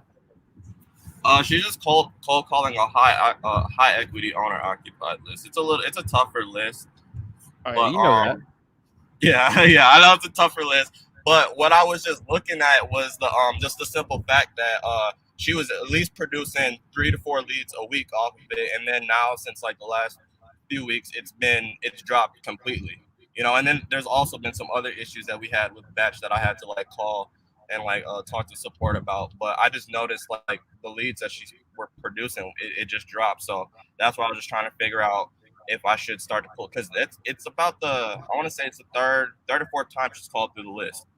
So, and it's How big of a list? I think a 3,500 contact list. So there's I won't say how many numbers on there. That's a good question. As far as phone numbers going, I can't really tell you off the top of my head how many, but I do know there's about 3,500 contacts in there, with at least 2 numbers per contact. Okay. 3 numbers per contact. All right. It's Miles, right? Yeah. All right, Miles. So what I can tell you here is 3,500 is not a lot. Just being honest. I can. Are you using triple line with batch dialer, or are you using 10 line? We have a triple line. All right, that's smart. Okay, you don't want to. Okay, first thing I'll tell you, because I use batch dialer, so it's kind of easy. I started Mojo, trust me. But the cool part I like about the batch dialer is I can kind of just check in on the VAs. A little stalkerish, but it helps a lot, and it keeps the VA on the edge of their feet. They know I'm listening. They think I'm just like listening every second, but I'm not. But so what I can tell you is, have you tried to call your own phone number with their phone, with the batch numbers? Oh yeah, there's been Are they spam likely? No, and batch also shows you, all your phone, because we have about 6 numbers that we are using from them right now. It shows you like the health of like all your numbers and stuff. So I pretty much I make sure all that's in order. Because if people are getting calls, from a spam number, they're not going to pick it up. All right. Do you have a Google Voice number? I do, and that's what we were using to start. But like I said, with that one, being with Mojo, you can only use that one line, and so we stopped using it because it was starting to get flagged as spam, and it's like $10 a new number, every time to buy a new number. Yeah. So can I give you a $120 Christmas gift? What's that? All right. Do me a favor. You might need a support for this. What I want you to use a Google Voice number, and it kind of sounds complicated, but it's pretty easy to do. It's DID it, okay? So that means you can use that Google Voice number in batch dialer, and you don't have to pay for it. And what batch dialer is going to do is they're going to use that phone number. But so Miles, if I use my Google Voice number to cold call you, it's going to call from my Google Voice number to you, but really it's masked with batch dialer's own phone number on the bottom. So it's basically a free number. Okay. So that's what they do for free. It's called DID.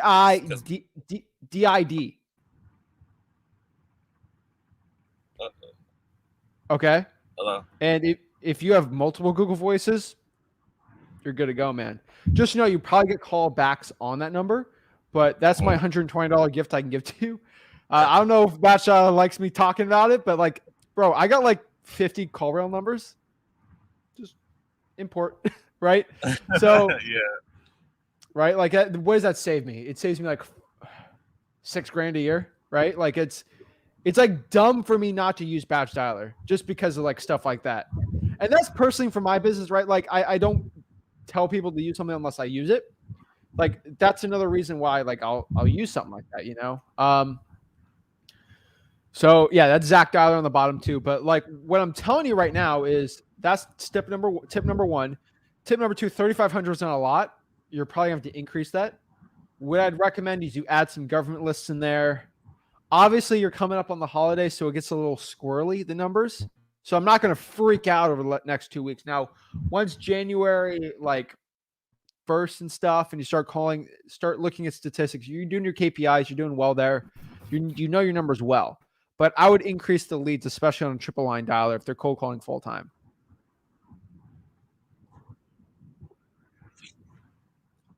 Okay, sounds good. Because yeah, I mean, when I saw that, like, it was a little bit of cause for concern. Because I'm like, okay, we were having, you were getting me 3 or 4 good leads a week, and then now, I was like, I think it was like a couple weeks, like last week Wednesday, 2 weeks ago Wednesday, I was looking, and it was the middle of the week, and she hadn't even had no leads yet. So I was just like, what the heck's going on? I was thinking I might have to like do some type of training with her, or like, just go back and maybe find a new list to pull. But yeah, no, I mean, most definitely gonna up the list, up the list count and just get a bigger list because I feel like if with a bigger list, you think like I could probably just milk it out for like a longer time, just be able to like just really just have that because I'll be honest with you, I fell victim to one of those guru groups that you always be talking about. I fell victim to one of them. Not gonna lie though, I did learn some stuff from it, Oh and yeah. one of the things that they were talking about is they keep their list. They were changing their list like every like they could keep a list for like a whole year, and Yeah, they they would do the change same like maybe thing. every other quarter and stuff. But they were keeping their list for a really long time and just calling through them and like just hitting them with every marketing tactic that they could, just really milking them. So yeah, and I mean our only marketing method right now that we have is just cold calling. We were doing text blast and stuff. Text blast was nice. We were using Sharpa for that. I'll be honest with you, it did get a little bit expensive. We pulled like one deal off of it, but just just for like what I was doing before, I just feel like cold calling was like kind of a better avenue to go down Yeah. until we really like kind of like stabilize things and stuff too. And we also like I'll be honest with you too, we're primarily like we do fix and flips. I know you're all about wholesaling and stuff, but I still watch your videos like all the Bro, I time. do a ton of wholesaling. Are you kidding me? You know that.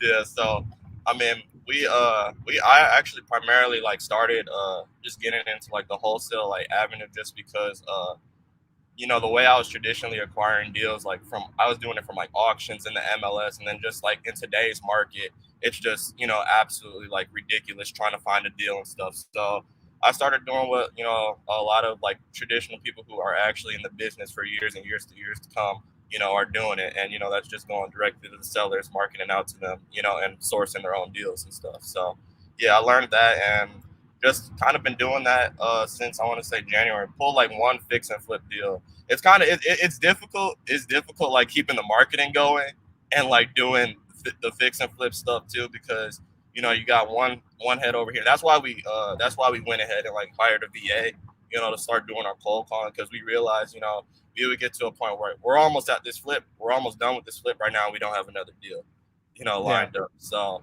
I it's get yeah. is one thing we realized like that we just need to keep that marketing going, keep our consistent follow up. And that's another thing too with the follow up and stuff. I did not watching all you guys' videos and stuff, I did not realize how important follow up was because that deal, that fix and flip we doing right now, I remember I made initial contact with her in April. She ghosted me, but I was calling her.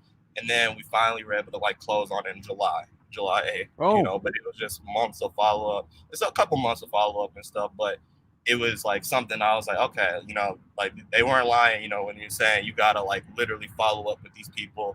Like just there'd be days when she wouldn't answer the phone. I'd be like, damn, like she doesn't even want to sell this house to me. But next thing you know, I get a phone call from her, like I'm ready to sell. I'm like, okay, let's move forward and stuff. So yeah, it's a process, but I'm just kind of like taking it day by day, fine tuning it, and just watching your videos, trying to learn something every day.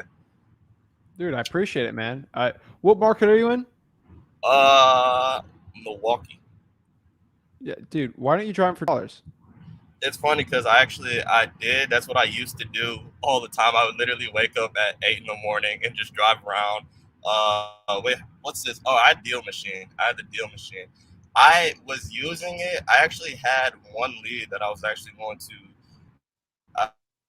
That was when I was in that little guru group. I had like it was a bank. She really needed to sell her house, but I just never really followed up with her. But the driving for dollars was something. It works, it works because that was if I would have got that deal, that would have been a great. That deal had some nice meat on the bone because she literally just needed 60,000 to get out of that house, and that house back on the market was like 180 something. Easy 180. So kind of messed up on that, but I do want to get back into the driving for dollars. Right now it's starting to get cold up here, so the snow and stuff is going to be coming soon and stuff. So I might wait off a little bit, but most definitely going to possibly just get back into that because, like I said, I had a good lead from that, but I just never really followed up on that. There was like money to be made with that deal, but I just never followed up with her. Bro, come on, Miles. Do you did you see the live I did like a couple days ago about social media? No, I did not. What was that about? All right.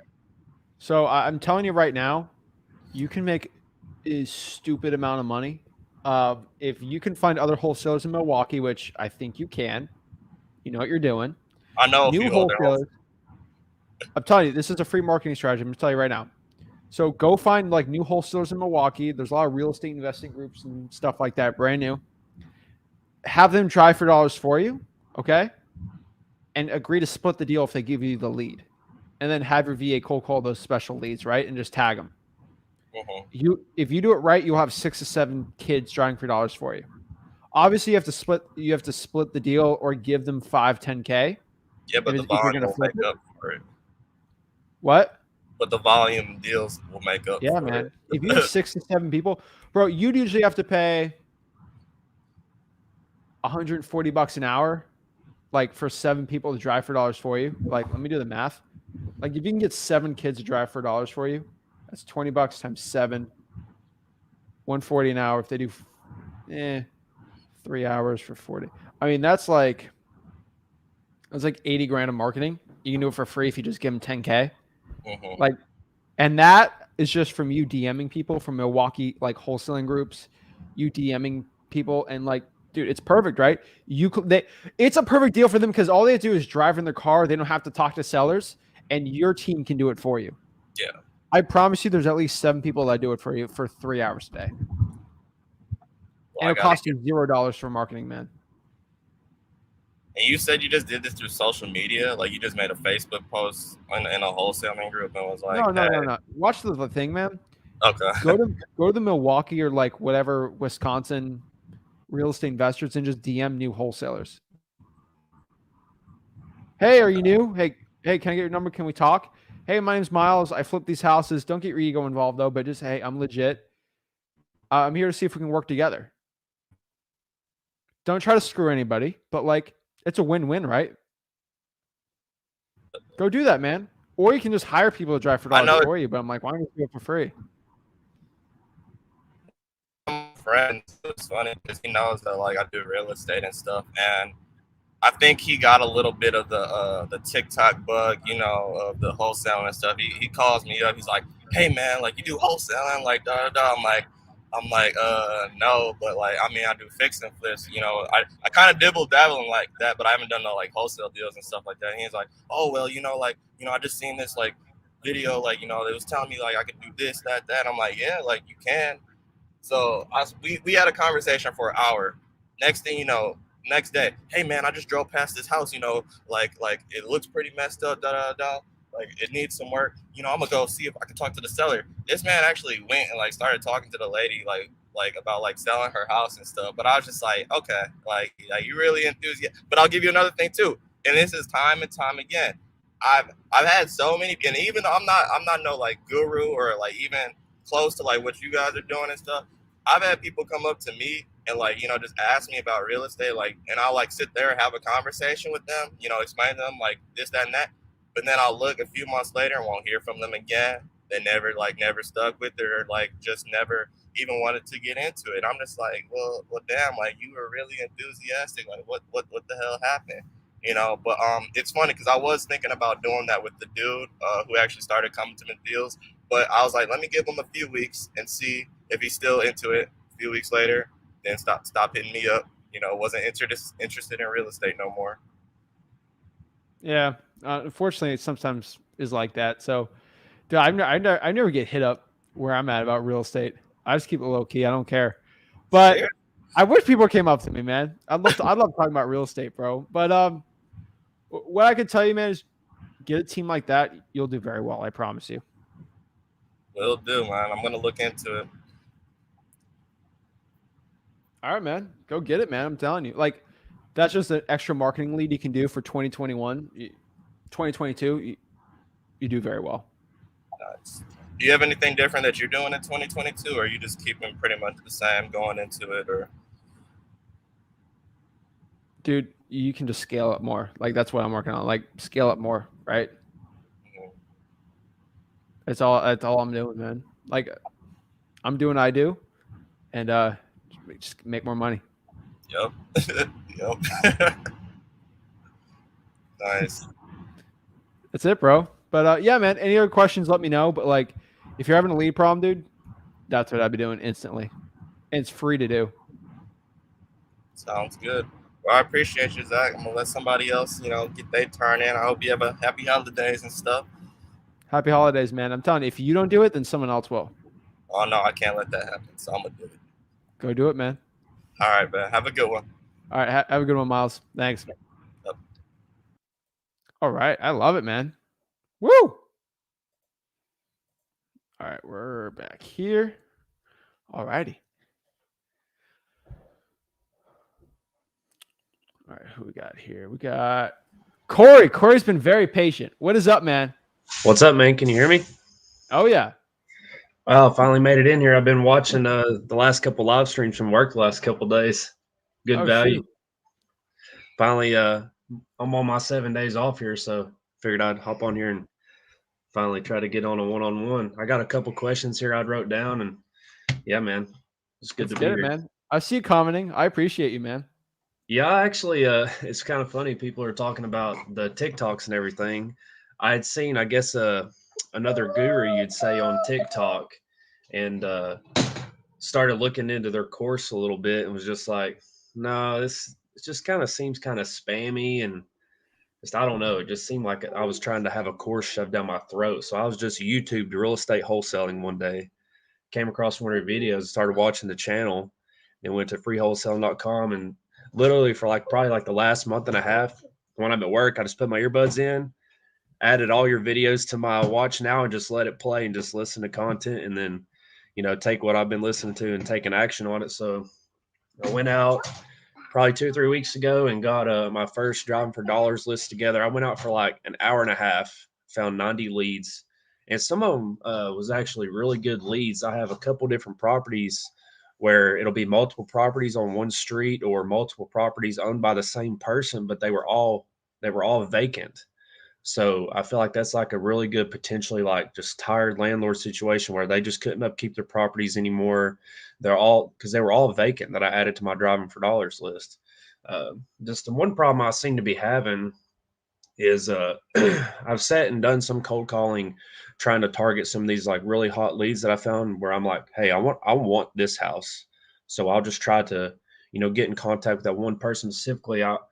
It seems to be when I'm skip tracing those leads, I'm doing just a True People search right now and then Google Voice.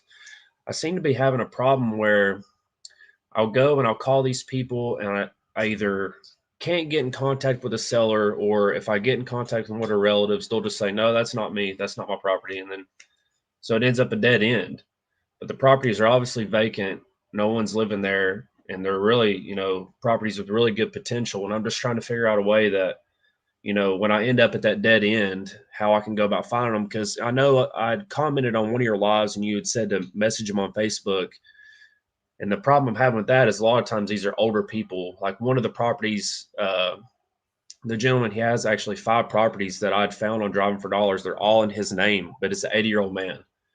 I can't get in contact with him through any of the leads I get on True People Search. And what I've been doing is I actually go, I get the address, I go on the county's property appraiser, and I look at the deed to see who the deeded owner is, and then I search their name on True People Search so I can try to get directly in contact with the owner. Because I have noticed a lot of times, if it was a rental property, it'll list all the past tenants on True People Search, but the deeded owner will be down towards the bottom of the list, where I normally would not even look that far down. I would just be calling the first 3 people associated with an address. So that's what I've been doing. I have had some contact with some people that I wouldn't say they're highly motivated to sell. They're interested in selling, just trying to build the rapport with them. And they're not at the point that they want to set up appointments yet. They're at yeah, I want to sell. Give me a call back after the first of the year and we can look into setting up an appointment. But I guess basically what I'm asking is there another method I could use to, try to market to those leads when just the True People searching and calling those numbers ends up a dead end, and I've thought about what I heard on your show, maybe leaving a sticky note in the door, or I even thought about handwriting a letter mailing it to that address in the hopes that they would have a forwarded address and the post office might would send it to their current address and they would get it and give me a call. Is the property vacant? Yes, all the properties I pulled on my driving for dollars list appeared to be vacant for me. One of them that's actually pretty close to where I live at, it is definitely vacant because I talked to the neighbor next door, just asking them if they might would know who lived there, and know because I say they'd probably been neighbors for a long time because this property was bought in the 70s and it's the original owner that still owns it. So. Yeah. But they didn't have any information for me. But it's definitely vacant. It's been vacant for about a year now. And the only person I was ever able to get in contact with that one property was someone who was listed as a relative of the owner. And they just said, that's not my property and I don't know who that is. So. I'm trying to think here. I mean, I would tell you knock on the neighbor's door. So you got that. Is it like, I know if it's vacant, there's no one in there, but like, is it vacant in the term that like the post office has it listed vacant? I don't really know that, to be honest. I'm not for sure. I guess, is that something that they could tell me, or would they not be willing to give over that information? I mean, the only way to do is lift the mailbox, but that's illegal. So we're not Yeah. going to do that. I know it looks like they kind of just abandoned the property because there's all kinds of stuff sitting outside, just like clutter and stuff. And, you can see stuff just sitting around the property. And I know it wasn't vacant that long ago because, if you look on Google Maps Street View, that those pictures for about a year old or so, or sometimes longer. And when you look on Google Maps, there's cars in the driveway. Yeah. So I'm trying to kind of figure out, just because this one deal in particular I'm talking about, it is the ugly house in the neighborhood of $250,000 houses. And the good thing about this neighborhood is the comps would be endless because all these houses in the neighborhood are the same build. It looks like a developer just came in and built this whole neighborhood. So you could really just have a whole street worth of comps. And you could just tell by looking at the house. It's a 3-2. It's 1,550 square foot. It's a 2-level in a sense. Like the bottom level is the basement, but it has a 2-car garage down there, and then the yard is level with the top level. But it's a brick home, fireplace. The other homes in the neighborhood are really nice homes. So that's just like the one like deal that every time I drive past that house, I was like, I would love to wholesale this house, but if I can't get it, I've got my driving for dollars list, and I'm getting ready to go out again on Monday and going to I want to get my driving for dollars list up to about 500 leads or so before I actually start calling. But I'm going to be turning in, my counties are making me turn in, I wouldn't really call it like FOIA requests, but they told me in order to get the government list that I would have to fill out a records request. They wouldn't just give them to me. So I'm going to go down there Monday. I have the request filled out. I'm going to just ask them like, hey, I'm here to get this information. If they want the record request, then I'll give them the record request at that point and wait. So I'm actively trying to pull those government lists. I'm going after the probates, code violations, the water shut. My kids are yelling in the background. I apologize. No worries, man. But I'm going after the probates, the water shutoff list, the code violations, tax liens, the credit card debt. And I'm going to do fire damage properties, but I'm actually having pretty good luck with that as far as I'm not having to fill out any records requests because my fire department in my city, fires aren't like a huge thing. They don't happen very often. So every time there is one, it's always on their social media. So, and I actually know where a couple of the properties are. I'm in the process of looking out to reach out to those sellers right now. So I guess as far as fire damage properties is, I guess you get to a point where the property is too far gone and you would just have to be look at I guess kind of like a wholesaling deal just for the land value then, correct? Yeah. It depends if it's salvageable or not. Right. I know there's one, it was just some damage to the kitchen and stuff, and it is salvageable. But another one, I actually just seen it the other day driving, and I looked into it a little bit, that you can see it's probably would have to be a complete tear down because the entire roof went on fire, and, they had cut giant holes in the roof. The entire side of the house is burnt out. I can't see how they would be able to salvage that, but maybe it wouldn't be so bad if I got in there to look at it, but yeah, that's where I'm Okay. at. I'm just I'm trying to generate leads and stuff like that, and once I get my first deal, then I'm gonna try to scale everything up, and I'm taking advantage of the free trial on PropStream and everything to just try to get familiar with it and everything like that.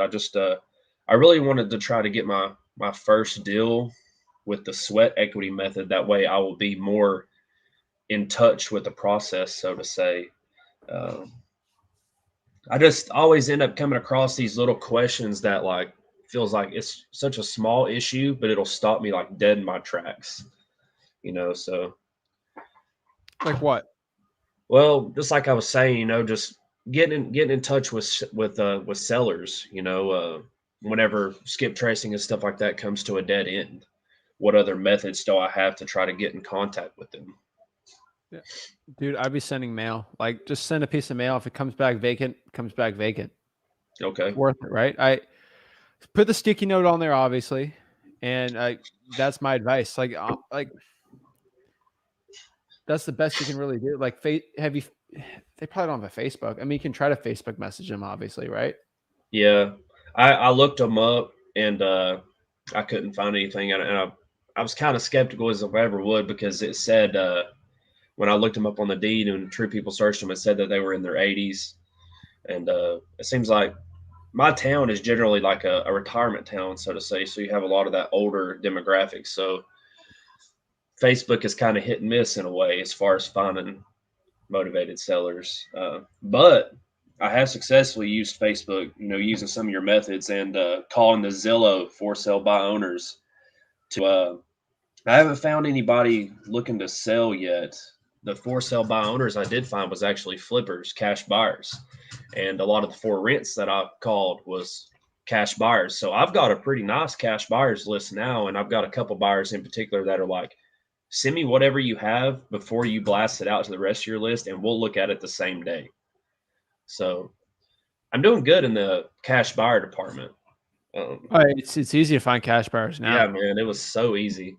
Like at work the other day, I was on break and I literally just called 2 Zillow for rent ads, and they both were like, I asked them, if they was looking to sell the property, and of course they didn't want to. And then I asked them, just like you taught in your course, okay, would you be looking to acquire some more properties for rental or fix and flips, things like that? And they were both was an immediate yes. And they sent me their emails over. I got their criteria, and they pretty much just said, send me whatever you have and we'll talk business. So, but I don't want to take up too much time here. I know there's probably other people waiting. So I got a couple questions wrote down here that I'll get into, just little things I thought of throughout this process. As far as with the title company and closing the deal is concerned. So if I get a piece of property under contract, as soon as I get that purchase and sale agreement signed, I should go ahead and take it to the title company then at that point, correct? Worth your earnest money, correct? Yes. Okay. So I got that in there. And then at that point, I'm technically during my inspection period. And then as soon as I find a buyer and they have signed the contract, should I go ahead and take the contract to the title company and say, hey, you've got 3 days or however long to turn in your earnest money deposit or this contract is void? With the cash buyer? Yes. In the assignment of contract, it's already written in there that it has to be in by the state. Okay. So then once I got both contracts in there, we're just waiting for closing. And then at that point, and then one thing I've thought about is whenever I go to closing, I've got my end buyer and seller both there. How frequent is it that the seller is like, well, who's this person? And then they find out, how much money you're making off the deal, and they just completely shut down. They're like, I'm not doing this. You're not making that much money off of me. Cause I have no problem telling them up front, like I might market this property. One of my investors, one of my partners might be looking to acquire this property. And I explain that to them, when I'm going over the contract, and if they ask, what does it mean if it's assignable and things like that? Telling you, man, it doesn't matter. Like, people make it a bigger deal than it really is. Yeah. It's your partner, and they're going by and looking at the property. At the end of the day, when they sign the deed over, they look, hey, Corey said I was going to net 100, and I'm getting 100 right here. It doesn't matter what else. they don't even read the HUD half the time. And if they even see it, they're getting the same amount. Yeah. It doesn't matter. Like, you can do something squirrely with taxes or why there's there, but it's what they net at the end of the day, and it's what you promise with them, and that's what they're going to receive. And your cash buyer is the one that always pays closing costs and any fees or liens on the property. That liens on the property comes out of the seller's net, correct? Correct. Okay. So that is pretty much the questions I had about the title company process. You know, like I said, it's just little things that just kind of stop me in my track. And I'm like, well, if I was to get something signed here and I take this to title company, I know what I'm doing, but these little questions like completely derail me in a way.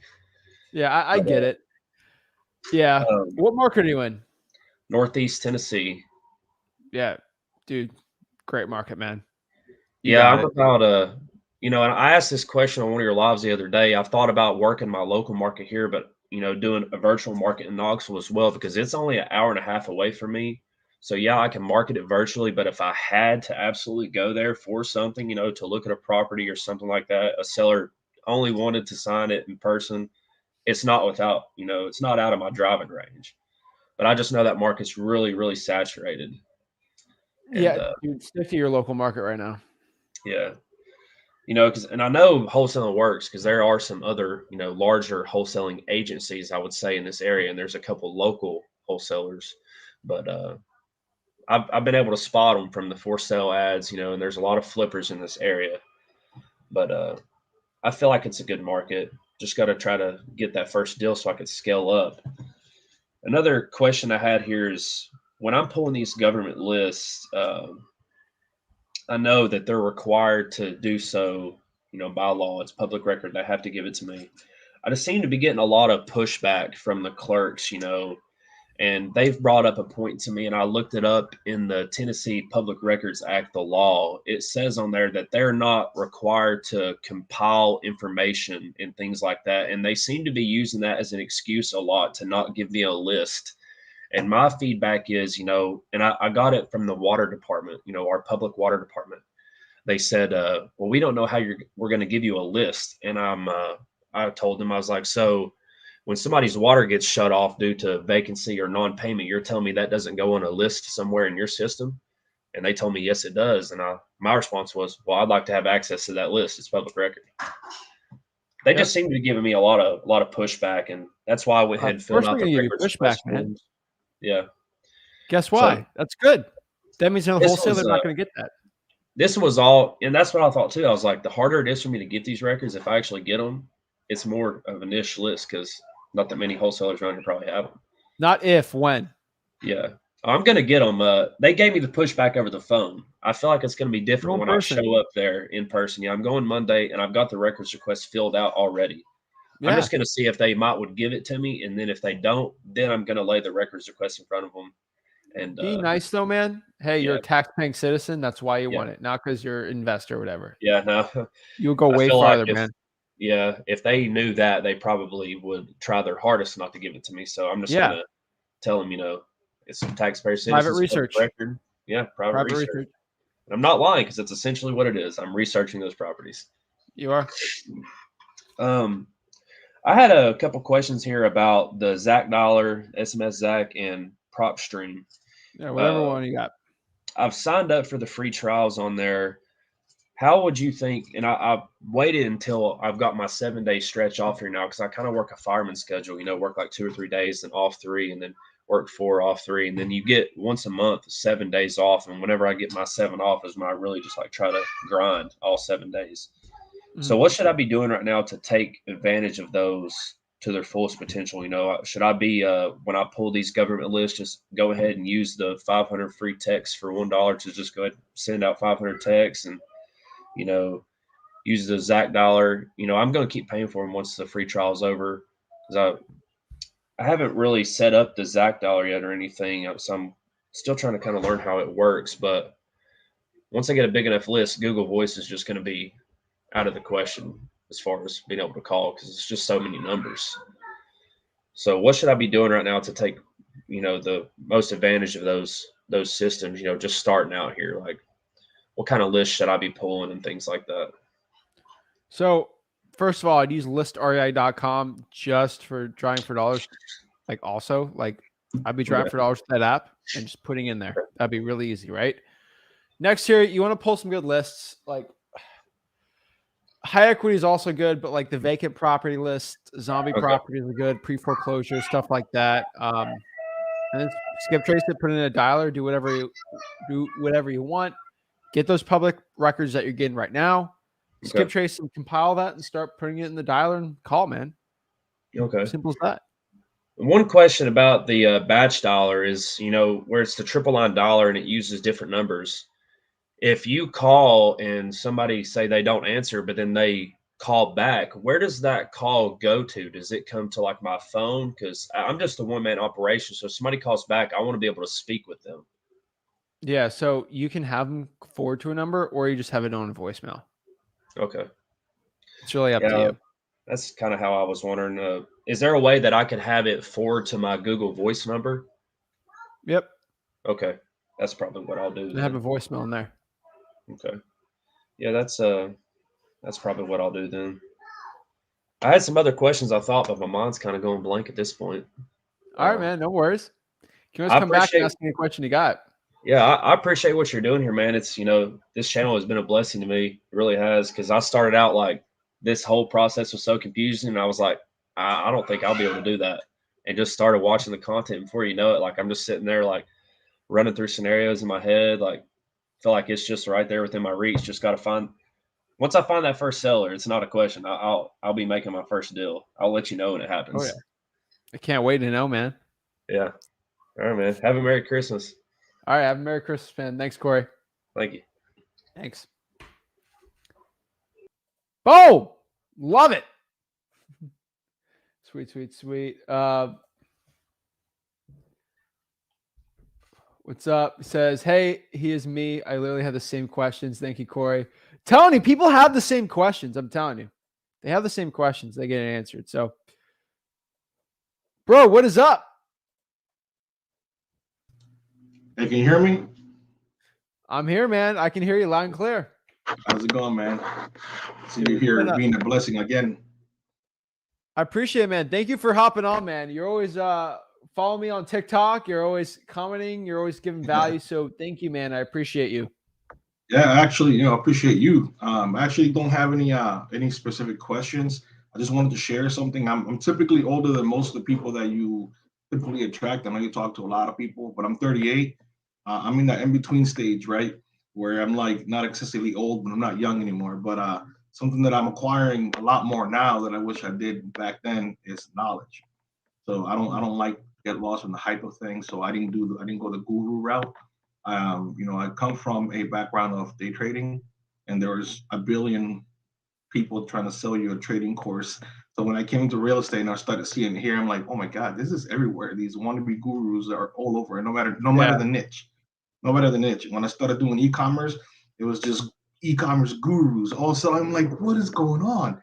And when you start buying or looking into these courses, you realize that all they do is they tweak some stuff, they put a different face on it, but it's all the same things. Yep. And you're literally giving everybody all the pure gold without any of the BS on top of it, so I appreciate you for it.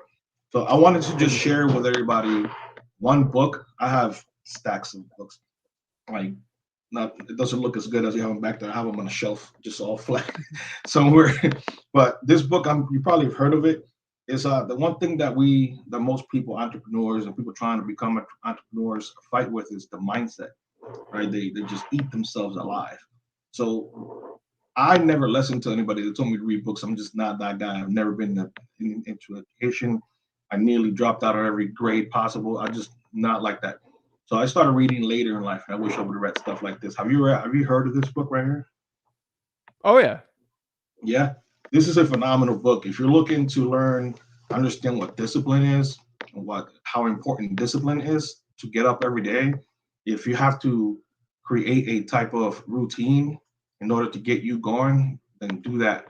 I will suggest one big discipline is meditation. And not everybody's religious or prays, but if you meditate, take time to just do some breathing exercises and think about your day and attack that thing like an attack dog. I think you're gonna do a lot better. I know in my previous businesses, that's what helped me out, and I'm applying that into real estate now. I heard you also saying earlier about hiring a couple of kids to do some driving for dollars for you. And it's interesting because this week is the first time I built.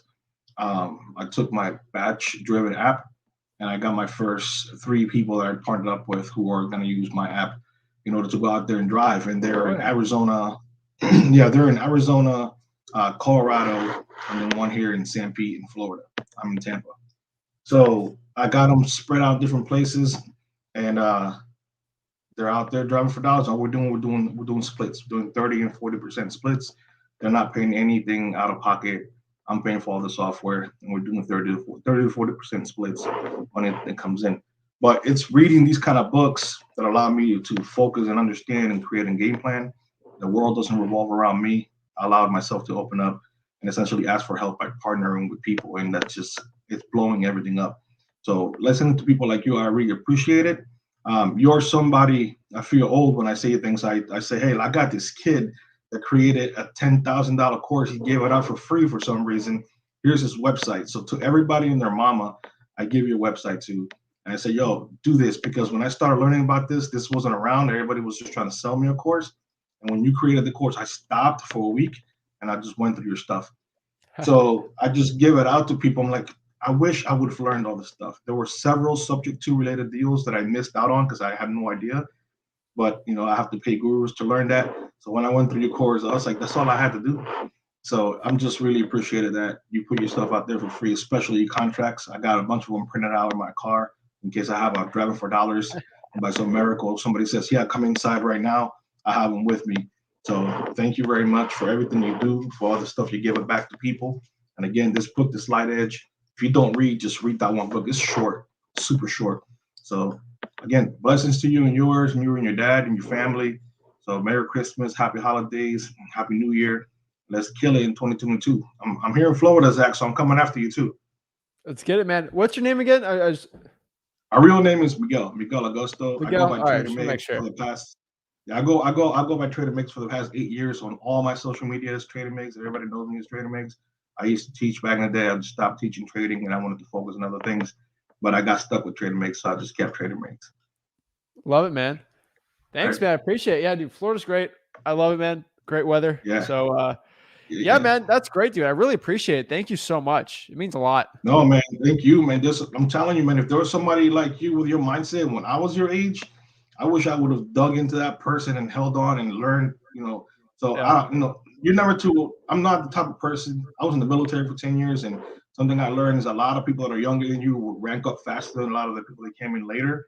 And you just got to learn to respect that, understand what the knowledge is, understand where the game is coming from. You have all that. You have this 50-year-old man mentality. I'm sure a lot of it has to do from you, from wanting to go get it, plus your father on top of that being on you and disciplining you. But anybody that is trying to do their own thing because they're cool and young, stop it. Just listen to Zach, and he's got to get you where you want to be. Don't worry about the Rolex or the Air Force, whatever. Just get these real estate deals and just build your income, get your passive income. Because I wish 20 years ago I did this stuff. Right now, with the way retirement goes, if you go the traditional route, there's not going to be a retirement for you when you get older. You have to build this income yourself. You have to build this money yourself. When you turn 70, what is it now, like 68 or something now? Like 10 years, it'll be 70, 72 for you to retire. Yeah. And eventually it's going to be 80 years old for you to be able to retire. Don't listen to the government. Listen to people like Zach. By the time you're 70, they're going to push Social Security back like 4 or 5 years because people are living longer. Like they're just going to keep pushing it. Like you're going to remain a working slave for the rest of your life, Yeah, I'm telling you right now, you just got to go out there, create your own retirement, create your own bank, and get it going, man. Yes, that's what it's all about. Definitely. I'm telling you, and that's what I love wholesaling, man. Like it's not like the military or like a corporate structure where sometimes you have to kiss up to someone or like it's who you know, like you're friends with the next person up, and that's how you get. The only person stopping or discriminating you from leveling up is yourself. And that's why I love it. Like you can work your butt off at a company and you don't get the recognition because you don't go to the bar at happy hour with the boss. Nobody cares. If you work hard in this business, you'll level up. It doesn't even matter. The best part about it. them checks are your recognition, man. Those Oh checks, yeah, every man. time you get one of those checks, that's your recognition. That's every time you get one of those checks, it's like, I'm the baller. I'm the baller. That's Oh yeah, you're man. the man. You're the boss, man. Bro, I appreciate you, man. Honestly, thank you. That's it, man. I love that book, dude. Meditation. Do it every day. I've always learned keep your ego out of everything, and you Yes, will grow so much more. big time. But yeah, man. That's it, man. I All really right. appreciate it, man. All love, man. Thanks for bringing people through wholesaling.com. It means a lot. And Oh, yeah, yeah. man. Try and put these gurus out of All right. business. One person at a 100%, time. man. 100%. If you need, I said, I don't know how big you are. I'm a pretty big guy, so if you need, somebody message for you, let me know. I got some things. I can take care of the myself. competition.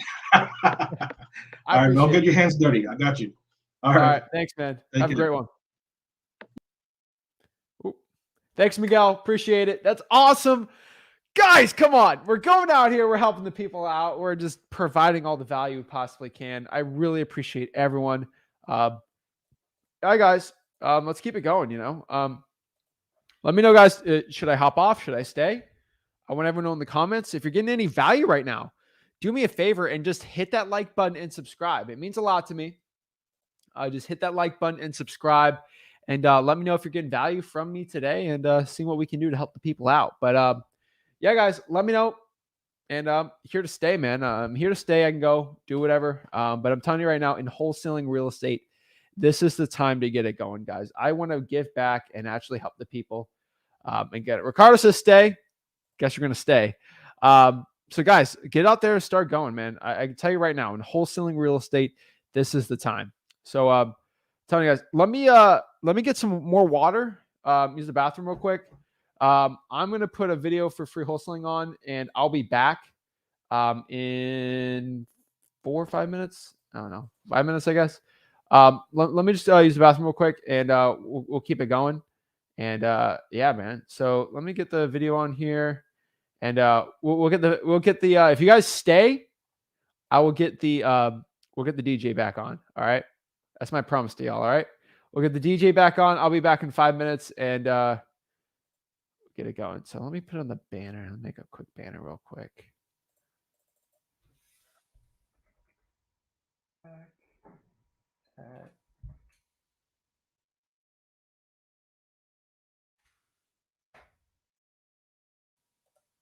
All right. Have a good one, guys. Let's get this one. All right. I'll be back. Hey guys, Zach Ginn here from Flip with Rick. And after helping tens of thousands of people get started in wholesaling real estate and helping so many people out go from $0 to $100,000 in wholesaling real estate, I'm super excited to announce my new wholesaling mastery course. This wholesaling mastery course will have everything step by step on the whole entire wholesaling processes. I'm going to give you real deal examples. I'm going to hold your hand throughout the whole wholesaling process. This course will give you everything you need to know to make up to $100,000 to over $1 million per year in wholesaling real estate profits. Most real estate gurus out there will charge you around $5,000 for a course like this. But today, if you click on the link, you'll get my wholesaling mastery course for the low price of Sellout. What? What are you doing? What are you doing? What do you mean? I knew you would do this. I knew you were going to go the course route with the guru. It goes against everything we've preached from day one. Don't be a sellout. The course is free. What? The course is free. I'm giving it for free. Oh, I apologize. Carry on. Jeez. Okay. Sorry about that, guys. Yeah, duh. Do you think I'm going to go sell out as like a regular guru selling you a course? I'm not trying to make money off of you guys. Guys, over here, all you got to do is click there to just sign up. No gimmicks, nothing. Absolutely for free. It's a free wholesaling course. Literally, I've seen every single wholesaling course. I have access to all the 10,000 mentorships. Guys, I literally copied them step by step. I literally have an entire course set out just for you for wholesaling real estate. Click on that and let's get started.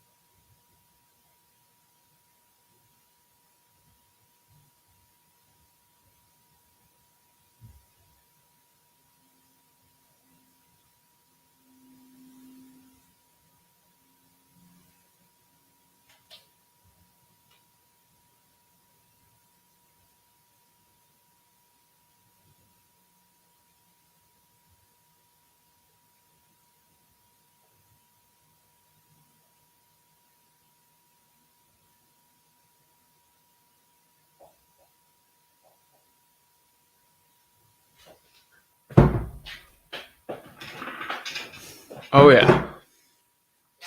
Guess who's back? Back again. Shady's back. Tell a friend. All right, guys and gals, we are back. Ready to go. All right, we're all rested up, ready to go for another 5 hours. I ain't playing about that 5 minutes. I ain't playing about that. But what is up, guys? So we're back here. So let's get it going. I'm excited. Love the people coming out here and showing the support, guys. It means a lot, especially for the wholesaling real estate community, that you guys are going out here, giving the value, and you guys getting value from me. So it means a lot. You know, you guys are awesome.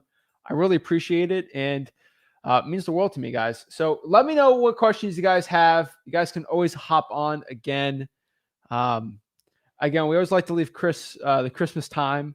I think it's been 2 Christmases in a row now. We've been doing wholesaling, which is really cool. Like, I think it's really cool the way things have been going for us. And it's insane the growth this channel has had. And I attribute it all to you guys. And it means the absolute world to me that you guys are going out, getting value from us. Hopefully we can change some more lives next year. I truly believe we can. But yeah, we'll see. But I truly believe we can.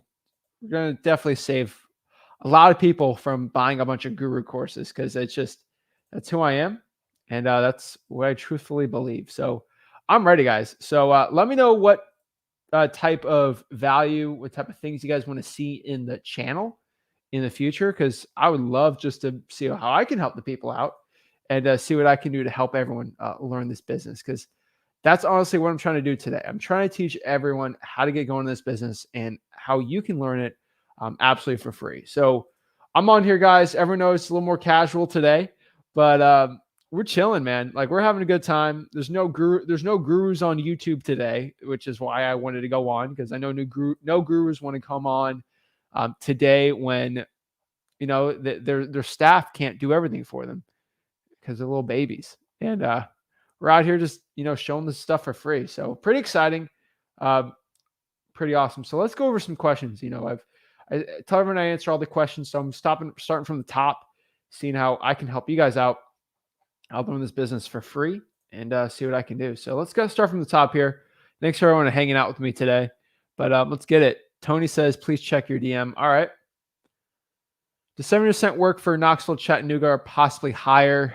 No. Again, new rule is at freewholesaling.com. We kind of use a little mix of things. Boobay, what is up? A little stretch here. Ooh. All right. I wanted to organize with 1 or 2 forms of marketing.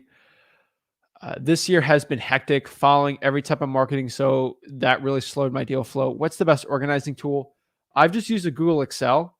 Google Sheets. That's been the best one for me. And that's the best one, like, I found personally for my business, is like, it's gotten the best results. Like, that's what I've seen. So ultimately it's up to like you, like what you'd want to do, but I've seen it's helped a lot. Zach, I appreciate you, Breezy. Thanks, Eric. I appreciate it. Merry Christmas, Jamal. Awesome. Zach's the man. Happy holidays. Rock this Merry Christmas. Thanks for all the value. Of course. What's the opener again for cold calling, drawing for dollars? Hey, are you the owner of 123 Main Street, and are you interested in selling that property? Let's get it. But if they go in somewhere else, do you have to honor a fee or something for the signing?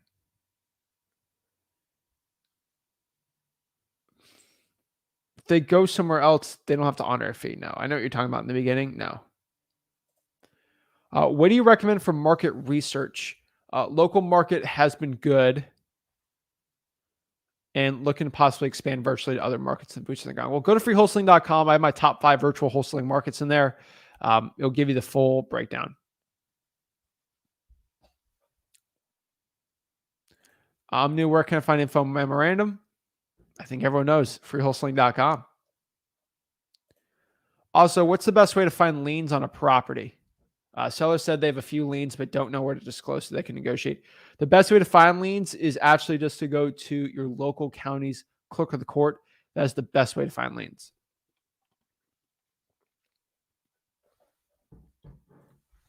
Thomas said, with a seller that's having second thoughts about selling, would you suggest following up with them in the future, or is that a waste of time? Keep following up. Kimberlyn said, I had a wholesaler send me a deal from the MLS and tell me that not to contact the agent. Is this okay?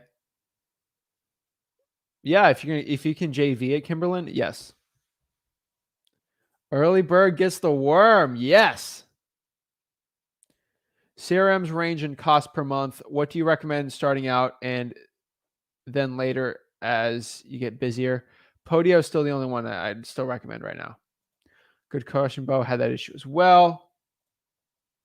Ron says, don't you have to get a contract notarized to submit it as an affidavit? No, you have to get the affidavit notarized, not the contract.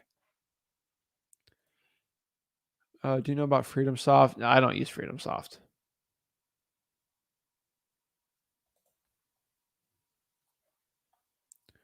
Let's see. What do you do if you're virtual, got no money, got a contract, need to take pictures? Just lock it up and ask the seller for the picture. Like, that's the best thing you can do when you're broke. Miles says, how often should you pull a list for VA? I just got one recently. I have her calling just a basic high equity list. Third time calling. I started to notice a drop in leads in the last few weeks. I already talked to you, Miles, about it. Have happy holidays. I do a 50-50 split back here in virtual. Awesome. Good morning. Thank you for spending your morning with us. Of course, Sue.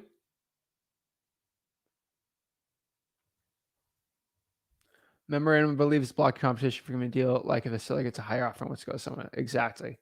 Nothing wrong with chilling. Would flipping vacant land be a way to get your first deal? Yeah. You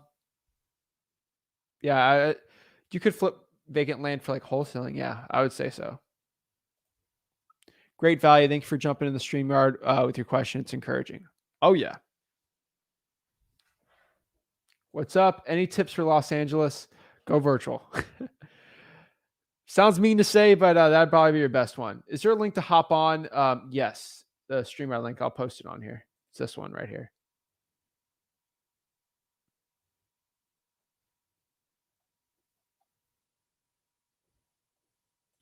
Iron Pressure says, do we offer realtors a percentage of the assignment fee? I see others offer dual agency to the realtor to help close the deal. Can you break down a deal related to this?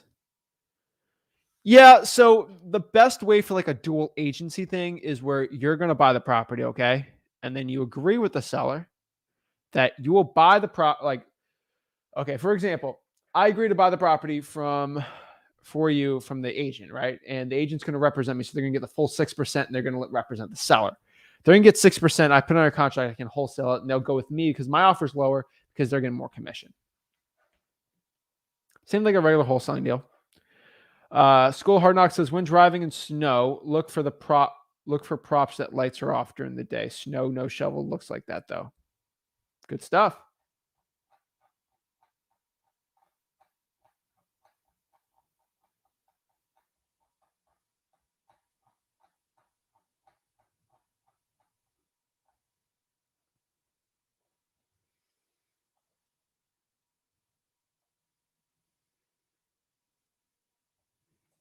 Getting asked here, what exactly is driving for dollars? We'll go to freewholesaling.com. We kind of break down a little more, but driving for dollars is basically the process of driving around in your town and looking for distressed properties, properties that seem like they need work or they got issues with the house.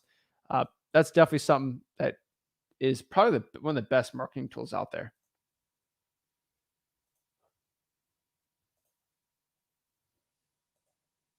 Awesome.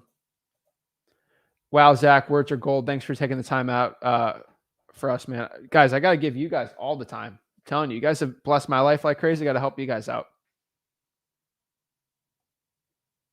Wow, this is amazing. I appreciate it. Delta Force, what is up? What kind of contract do you need when there's a real estate agent involved versus a sale by owner? And does the title company need from you to close the deal? So our contract is going to be done in the real estate. Probably going to need like a realtor contract for a real estate agent one. And then a for sale by owner or FSBO, you can just use the one I have on freewholesaling.com.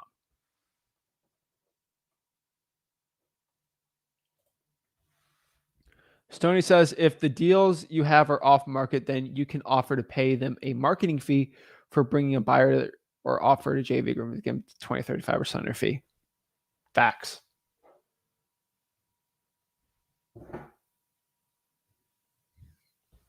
Let's see here.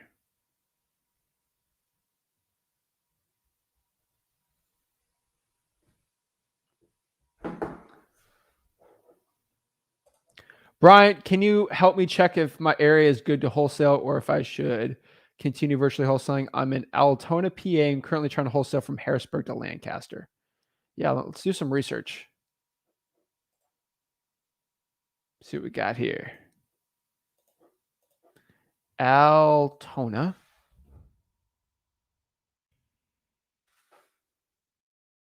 So it's Blair County. Okay.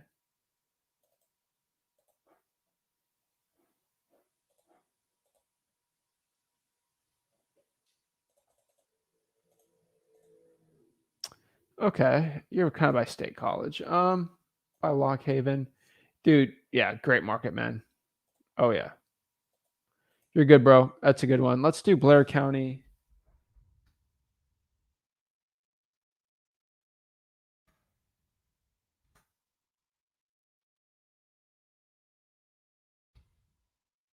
Low median price.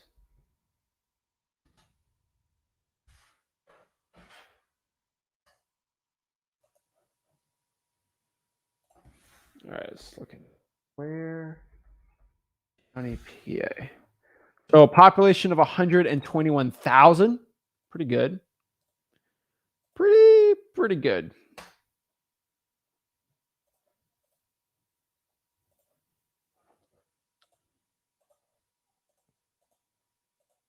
All right, so we can see here that, all right, population. So as you can see here, average price is 136. Not too bad. Price change low, but like it's a good county. 136, population of 100,000, 120,000 people in there. That's pretty good. That's definitely something I wouldn't be scoffing at. So yeah, that's not bad at all. I like it.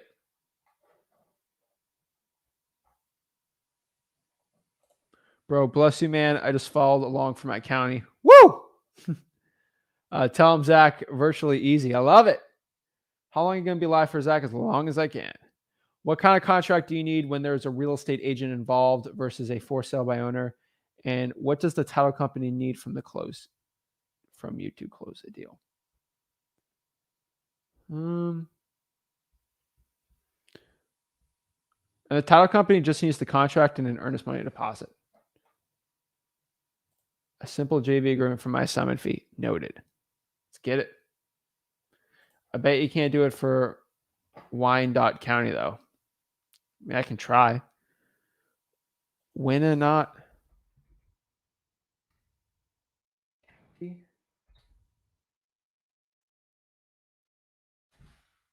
Kansas?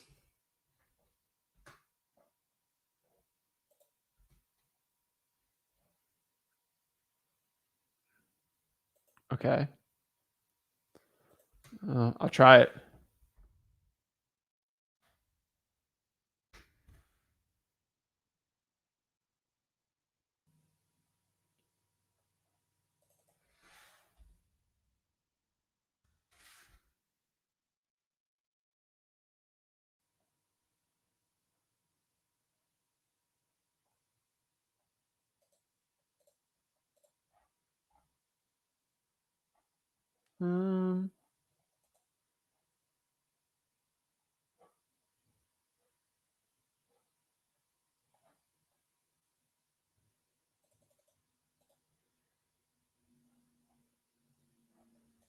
So really all you got to do here.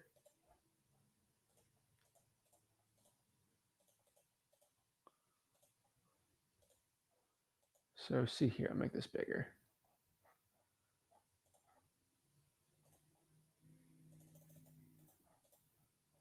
So it really comes down to watch the tutorial. It's basically already stating here that the Kansas Open Record Act grants you the right to inspect, obtain copies of public. When requesting, take 6 minutes to watch tutorial, know your rights and responsibilities. Log in and just request. So that's it. You just got to make a request.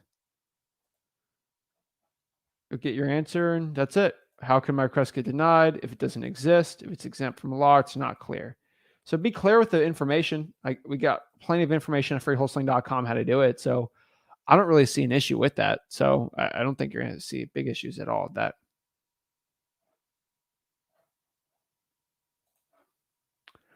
He said, I'm looking.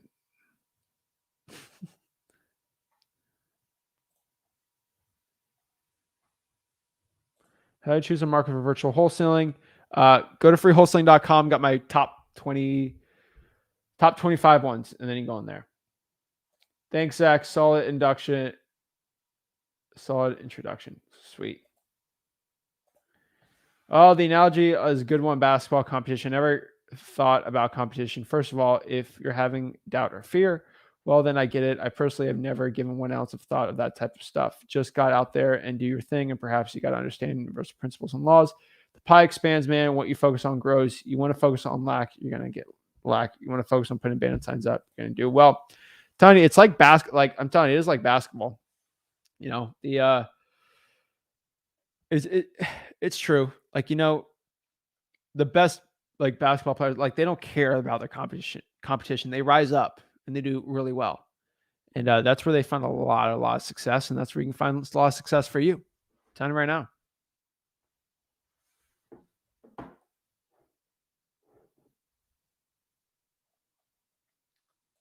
I guess I got to draft for dollars. Yeah, you need to draft for dollars. Are you kidding me? Boston is so ridiculously saturated. It's a little crazy. If you're in Boston, best bet is to get the shmoney. Is either draft for dollars or learn virtual and pick a market, or become investors, boots on the ground partner who buys in Boston. Agreed.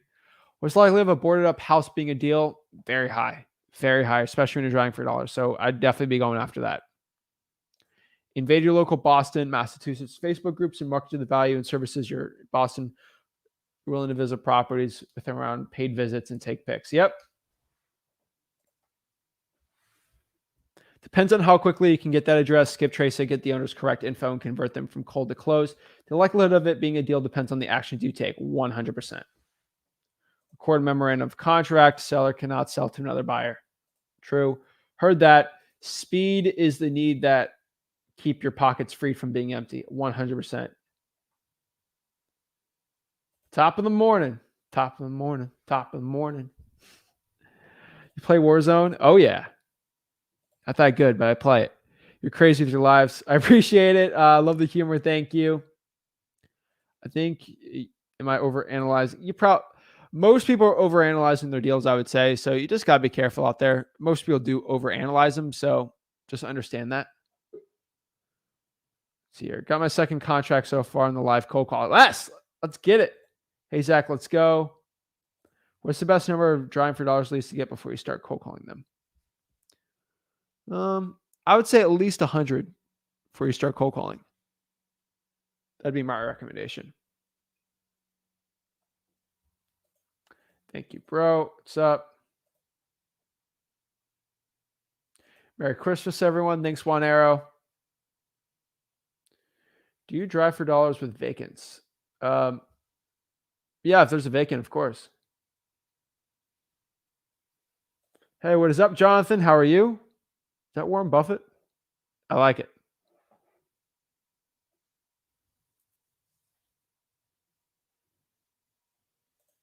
Happy holidays. So besides boards and grass, what's the best to look for? Personally, I would say the best to be looking at would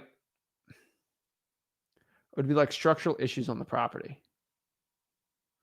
Ryan says, what do you think about launch control? It's okay. I still like smsac.com better, but still it's pretty good. 7 days off. Let's study the bag. No problem, bro. Get proficient in collecting preliminary info numbers for a prospect and either contact the right person or move to the next prospect. Awesome.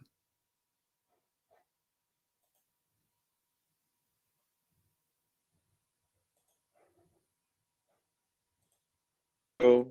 All right, there you go. Nate, You added me as a friend. Oh, what's up, Nate, bro? what's You can up? hear me? I can hear I you loud and forgot clear. I forgot I was even in here. My bad. You're Yeah, good. so my question is, how would I effectively like cold call hand dialing? Like, how could I do it a little fast? Is there a way I could do it faster or something? Yeah. If you get the numbers on a Google Sheet and you copy and paste it with Google Voice, that's the fastest way to do it. Okay, and I'm able, like, would I be able to do like 200 calls easy, like without nothing happening? No. If you want to do Or it for there's no free, no, you're going to have to copy and paste it and click a button. okay. Oh yeah. That was really my only question, really, because I know I talked to you the other day. I was on her. I don't know if that was yesterday. I think I was just trying to, gain some knowledge like usual. Just want to hear all your live streams and stuff. All right, man. I appreciate it. Oh yeah. Happy holidays to you, bro. Happy holidays, man. Get after it. All right. Thanks, man. All right. I see someone's in the bottom, but they're not connected to a mic or camera. So hop on if you want. Todd says, tell them you're paying $100 if you get in touch with them, with the owner. That's a good one too. When driving for dollars, look for junk mail or newspaper sitting on porches for a long time. Indicates no tenant. Also look at the gutters. If they're rusted or breaking down, they're likely vacant. Oh yeah. What to do with the seller wants to use their attorney? Use their attorney.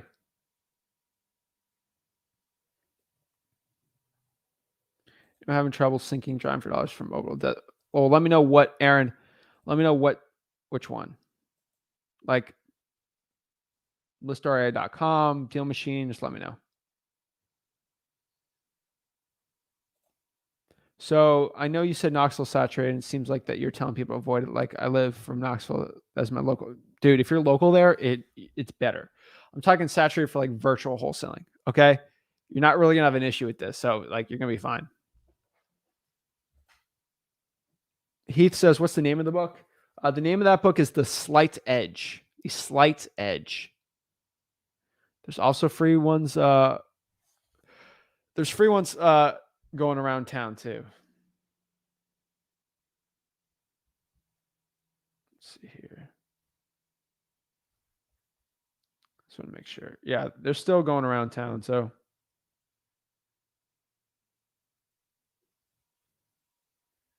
all right. Surrounding cities and counties around Knoxville. Yep. Meditations help me with overthinking it process. Oh, yeah. We need to have a why we're doing this business, of course. Sue, thank you. Always good info from you. Greatly appreciate, of course. I have a list ready. Do you think it's all right to cold call? No, I would not be cold calling Christmas Eve. I'm telling you right now, I would definitely not be. Can't wait to have real estate yacht parties. All right. All right, we'll do the yacht party. What a great black backdrop. Thanks, man. I appreciate it. I like it. Let's go. Thank you. Ready to go. Everything come out okay? Yeah, everything's good. Just download it for free. Awesome.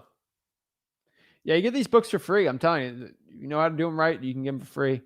Rick mentioned telling potential sellers you know how to keep properties out of probate. What's the actual process of that? Well, you can just get a contract and get out of it. Slight Edge by Jeff Olson. Got it. Great time to call. Zach, what's up, Ace?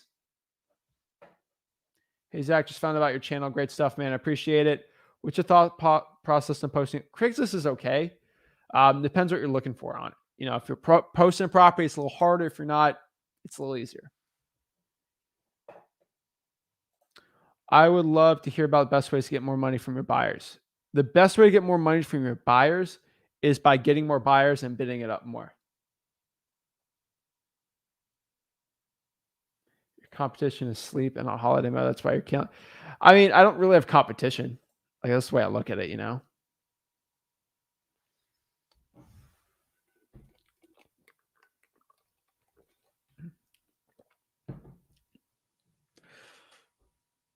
Stretch it out. Been trying to do wholesale for the past 8 months, and I've been getting a lot of difficulty finding leads and closing deals. I have a cold call and a partner, and we run through 5 to 8K leads a month. Okay. That's pretty good. I love to see a video either listing or detailing the various ways you can halt the foreclosure process. We got some. We're working on them.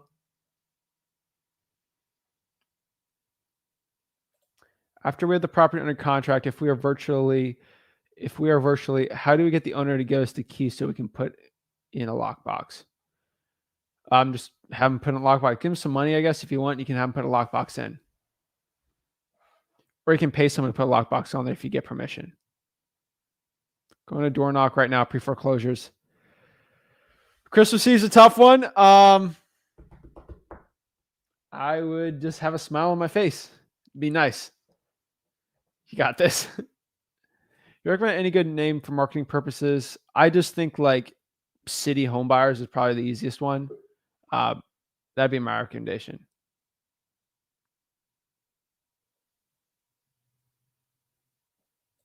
Remember, it's Christmas Eve. I might not be the best day to direct market to prospects, just saying people want to enjoy this time. Yeah. I would spend today kind of pulling lists if you really want to work. What's up?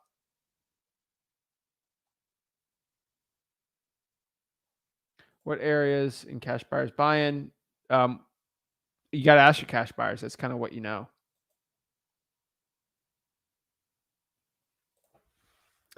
Good morning, Zach. I just want to ask if there's any documentation to the title company you will ask to give them, or the title company will ask. The title company is going to ask you for your information, obviously, the seller's information, right?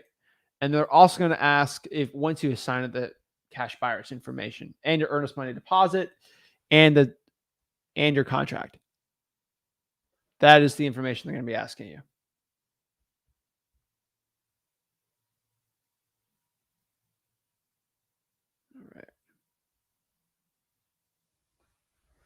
Good morning, Zach. I want to ask if there's any documentation. No. Jose. Can you hear me? Oh, yeah. Loud and clear. How are you? Excellent. How you doing? I'm blessed, man. Good to hear. So I had a few questions. I'm in the middle of trying to lock up a contract on a off-market and on-market property, kind of. It started off with a FSBO, a multifamily, and then during the walkthrough of the property, they offered me their second multifamily off-property. That's not even listed. So we've met a few times, but then when we got to talking about price the last time we met, I had husband and wife there with me. They're in their older ages, over 70. He's like 80. The husband wasn't too keen on it, but the wife is. The properties are all under LLCs, under the wife's name. So she expressed to me that, she doesn't really need his signature, but, in a marriage, you want to make sure that that's something they talk about, I guess. And, I get it. So one of the things that I'm coming across, she's interested in doing into reinvesting, and possibly doing a 1031 exchange, or maybe just doing one of the deals at a time. Of course, if I could get two of the multifamilies, I probably could get a better deal on both ends. I guess I could kind of come up on price for her. So I kind of just wanted some advice on that part, because we were supposed to possibly look to sign up a contract and close before the end of the year, but she has a lot going on. So that she told me we'll touch base after the new year, pretty much. And the properties, each property it's a two duplex, I guess you could say.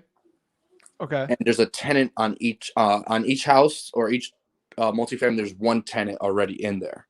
So I haven't got a chance to see those that side of the property either. So I was just, yeah. Okay. And, what's the issue though? So you're just not able to go inside and they're not making a decision? I guess that it's really the price. Kind of trying to trying to figure out a price. I don't want to get a contract for more than I should be. Obviously, nobody does. Yeah. So I guess I'm not sure exactly. She's in it's 2 multifamilies. They're like over 500,000, but the properties need like $60,000 to $90,000 in work each. Yeah. Thanks. They're really old properties from like 1902, but there's a lot of potential. They're in a great market, great location. ARVs are in the 300s, 350s. The FSBO that I first saw was listed for 259. And what kind of started the whole argument between them two was when we met at a Starbucks, she dropped the price to 230 without discussing it with him in front of me. And they kind of got into it. Yeah, like, I didn't tell you could do that. And I was like, uh-oh, here goes nothing. Oh my gosh. Yeah. So yeah, it's a big deal. And I'm kind of like a beginner, I'd say. I'm only got 2 contracts, one closing next week, either Tuesday or Wednesday. And then my second contract is going to be closing January 10th, crossing fingers. Oh, yeah. I like it. And so this is kind of where I want to be. This is a nice big deal for me. And I think the wife, I really have won her over. You know, we every time we talk on the phone, it's like about Capricorns and how we're so alike, and which is just me trying to build a rapport. So yeah, it's a big, seems kind of big. Jose, in my 4+ years of wholesaling, I've never used astrology signs once for rapport. That's impressive. I've never done that. That's cool. Yeah. It looks like you're tight with the seller, the wife. The problem is the husband's probably not feeling like he's included. And that's where you probably have to work on. Do you know how I could possibly do that when I'm only talking to her? Well, they haven't made a decision to sell, like sign it. So probably the best thing you can do is meet in person, make sure she's ready to make a decision, and then meet both of them at the property and then sign a contract. Okay. He's feeling like he's being left out. Make him feel good, you know? Yeah. Make him feel like he's getting a say, even though you know that the wife's got all this talk. That's probably right. At the end of the day, she's going to make the decision, but make him feel at least he's included so he could advocate for you. Okay. Yeah, the funny thing is that the first time I've ever met them, I actually won him over because he's the one who did the walkthrough of the property. So I've really got him. But then when we met at Starbucks the second time, I guess I was a little bit too aggressive on that side, maybe, for trying to lock it. I wasn't trying to lock it up right then and there, but I did want to, you know, he mentioned some ridiculous price. And I was like, oh, wow.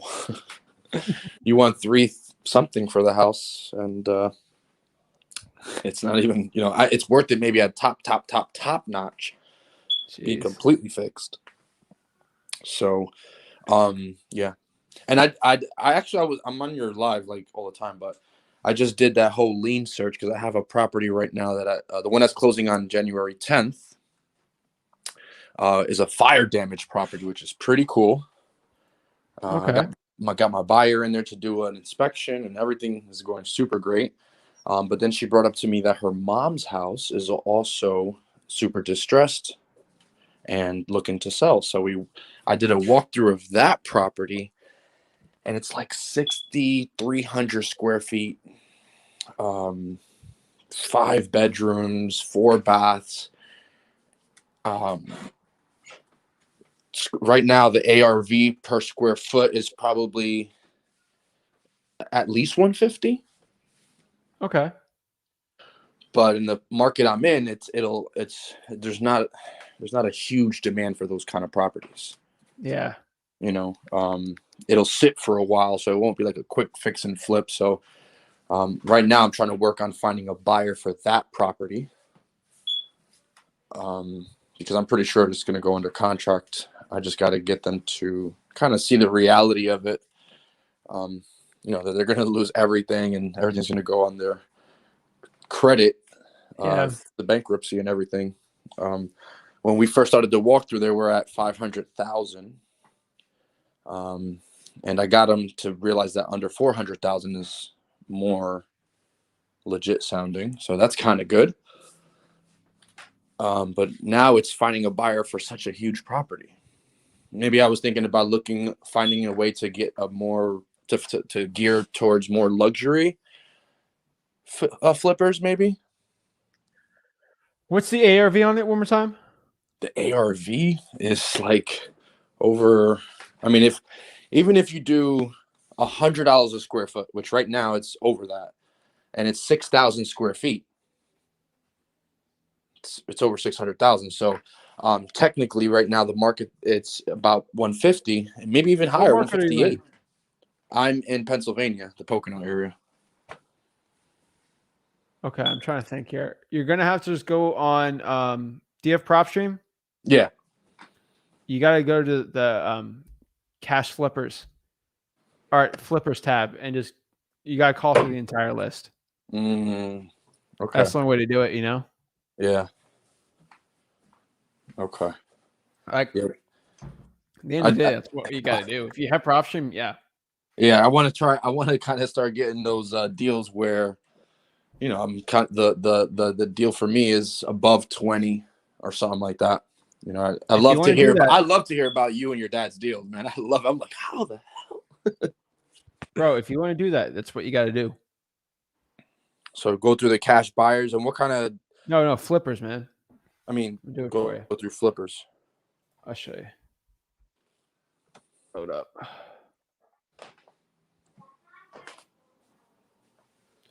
All right.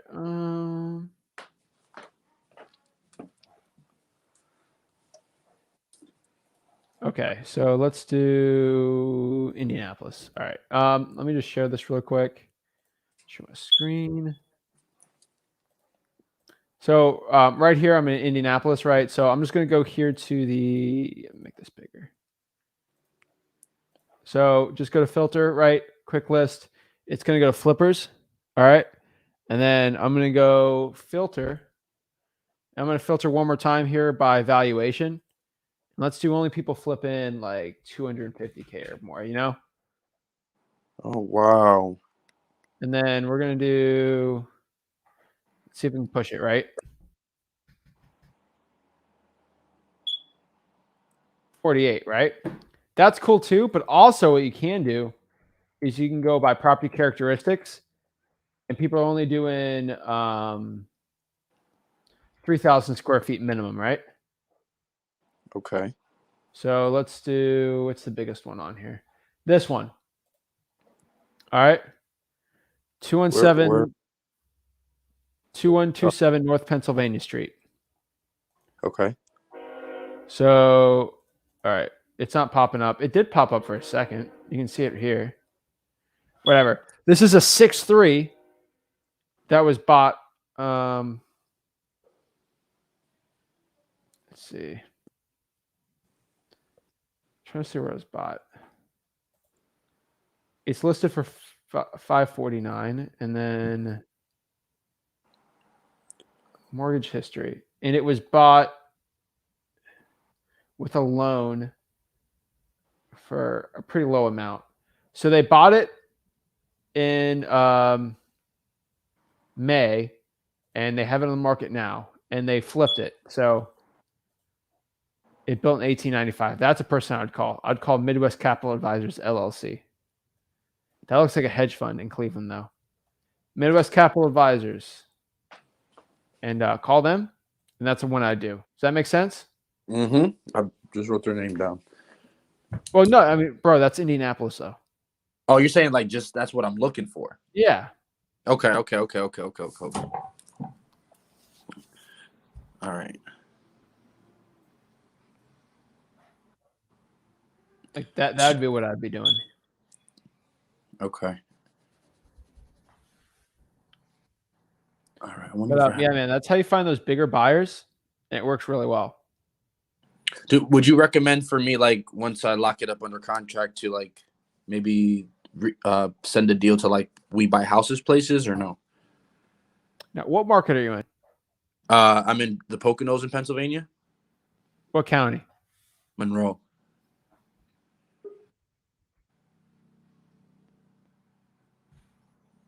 All right. Like when Trim the I'm call, flippers. is there certain things I want to like information or questions I want to ask these flippers when I get them on the phone and stuff? Yeah, I'll show you. Hold on. So Monroe County, right? I'm gonna go by filter, flippers, right?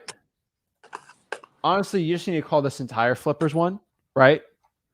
But if you want to get some like hot ones to call like right now, Mm-hmm. I mean, I'd call them right now, but it's not the best time to call. But Yeah, but Monday is or Saturday. Yeah. Or Sunday. So there's a few which over 4,000 square feet. There've been a flip. This looks pretty good. So Sullivan Trail Scott Run LLC bought this property for $475, and they have it on the MLS for $425. Okay. What was the name of it? You said Sullivan Trail Scott Run LLC. all right. I don't know what that is, but it's a street. Oh no, it's the street of the own thing. So they just made an LLC for it. I don't know why. Maybe for a double closing. I can't tell. But all I know is this property. Look at it. A lot of people in this area buy properties under LLCs. Yeah. So pretty nice, right? Not even nice. They didn't even renovate this thing. Look at this. I mean, let's see. Yeah, I mean, they didn't even put much money into this thing. But I mean, there's a lot of pictures. Because it's a huge house, right? 6 bedrooms. So I would be hitting up this person. Do you see this, though? Do you see the mailing address? Yeah. This is what you put into True People Searcher when you're skip tracing. Okay. Or you can even send them a letter if you had to, right? And then this person, they're buying 6,000 square foot houses, right? And flipping them. This is the person I'd hit up ASAP. Gotcha. Let's click this. I click it on PropStream. It's going to bring me to this. Are you ready? Ready for me to blow your mind? Ready? Yep. Wait, hold on. Let me show you this really quick. Do you see how there's a blue button right there? How it's blue?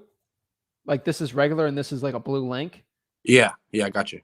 I click that link. It brings me to this. And look, it's their house. It's Catherine Leduca. Catherine Leduca is the one flipping. She's doing well. Good for her, right? Yeah. Just telling you. This is how we do. What do we do, right? Pretty easy, pretty simple, pretty fast. That was fast. Bought 6,000 square foot house in your neck of the woods. She's probably looking to flip another one. This is who I'm calling Saturday. Monday. Yeah. I'm going through my PropStream and doing it at the same time, so I make sure I know exactly what I'm doing. Go through it really quick. Take your time.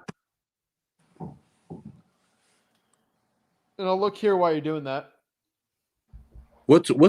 So sending letters and calling these flippers straight up is pretty much the best way, so I could get them the deals out to them so they can at least start looking at them. You're saying? Yep.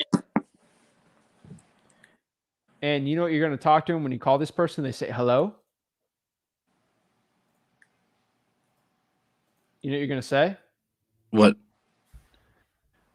Hey, is this Catherine? Yes, this is Catherine. Hey, are you the owner of whatever in New York? Yes, I am. Hey, I just had a quick question. Is this a good time to speak? Yes, good time to speak. Hi, I saw that you just recently bought this house and put it back on the market in whatever street. I'm actually looking to sell properties. I actually have a very similar priced home. I have a very similar property I'm looking to get rid of. Would this be something you'd be looking to flip? Okay. Go, and then you talk to them, build rapport, and then go talk about what you do. Right? Okay.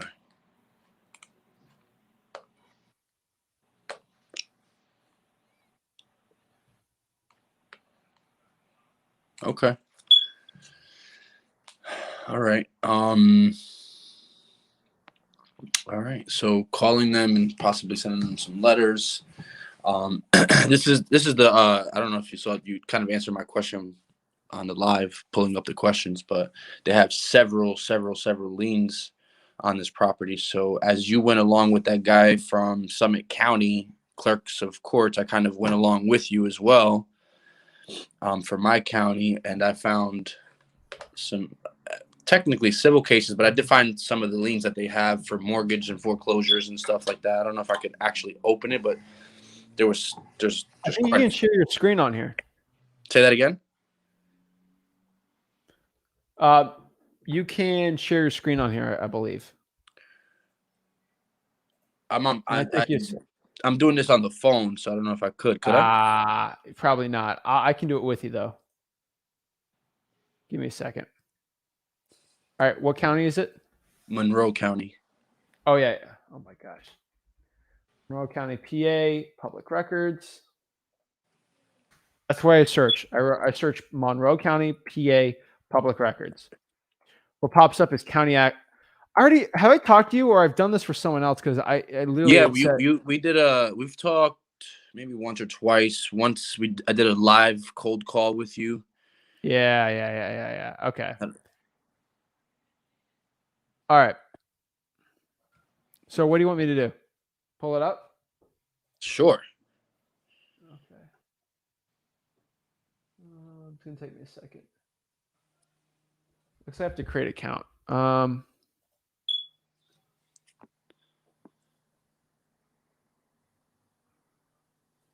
See, I opened that C-Track Civil Search Index, and that allows you to visit, like, on the left-hand side under the prothonori, whatever that says. Yeah. This one? Mm-hmm. Okay. Yep. And then on the bottom, you click on disclaimer and then continue as a public user. I appreciate it. See, it would take me like 15 minutes to go see this. Hold on. So let's make this bigger. Yeah, I just found this today, like literally while you were going through it with that guy. Okay. Perfect. Okay. So I'm going to go by judgment. Judgment search is probably going to be the best one. Okay. So I would search here by judgment date. Just do 12/1, right? Ooh, let's do by the calendar. Right, 12/1. Okay. Search. All right. Oh shoot. Oh snap, bro. Yes. Shh, don't tell. No. No. I know. So these are criminal judgments. I like regular judgments, so I'll just filter right here, right? What do you? So I'll just click this case number right here, right? It looks like Devin Sturbert. Okay. In Moscow. Okay. We can do crazy research, but it looks like there's a judgment for $7,000. Hearings. Let's see the judgment. Non-trial deposition, assessment, receipts, warrants. I don't know the exact why, but this person owes $7,000. Go look up if they own a property and then hit them up. Okay. Never thought of that. That's it. Let's go back. Let's see what else we got here. Like some of them are better. Like you see, this one is like a Capital One bank. Yeah. I can tell this is a credit card one. This looks like a credit card judgment. Yeah. So this is a credit card debt list, right? Uh-huh. So, so it looks like the payment was received though. No, there's an affidavit of Sarah. Okay. All right. Good judgment. I'd hit up this person though. This is definitely something I put on the list. And then just go see if Robert A. Parker from Knuckletown. Where do they make these names? Moscow, Knuckletown? Like, dude, what is wrong with Pennsylvania? Go to Knuckletown and go hit up that person, right? Like that's what I'd be doing. Mm, okay. So so me finding out the lien amounts is right from there, and then I could just is that like reverse wholesaling too as well? No, you're just pulling a list, man. Oh, okay, I got you.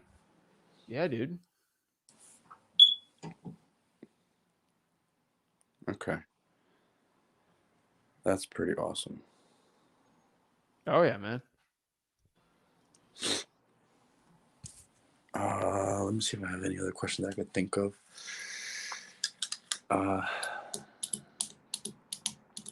Well, I'll tell you this. Ever since the cold call we did, that really set the tone. Actually, the day after I spoke to you is when I landed that first contract. Oh snap! Yeah, that was pretty cool. I went to the seller appointment and was able to lock it up on their first visit, which was. Oh shoot! I hear it's not common. No, man, but you got to be uncommon amongst common men to be successful in this business, or women. True. So you're definitely doing that, man. Yeah, man. I appreciate everything you and your dad do, man. I don't really listen to any other people ever since I found you. So not that that's, but like sometimes you say when you hear information from different sources, you kind of get, you might as well just pick one. I always, like I listen to multiple people all the time just because I want to know what info you guys are getting, what gurus are shoving down your throats, Yeah. That's how I figured out novation agreements. I'm like, who is telling somebody to put a contract with someone and then you flip the house without owning it and then you put it on the MLS basically and then you have all the risk and you get like, it's stupid. Novation agreements are stupid.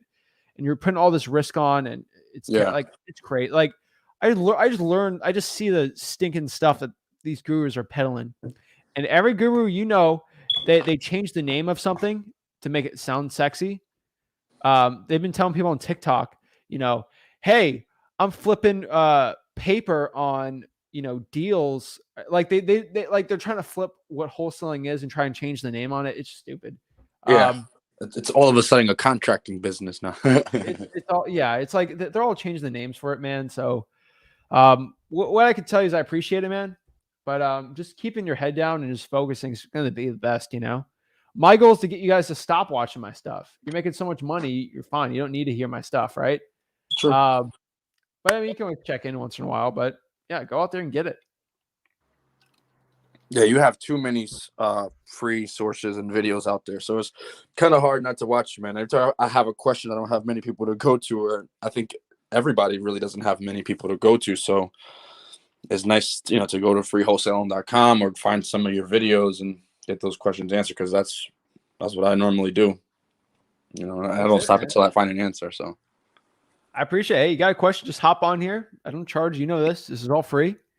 Go in here and talk, right? Yeah. You don't get that everywhere.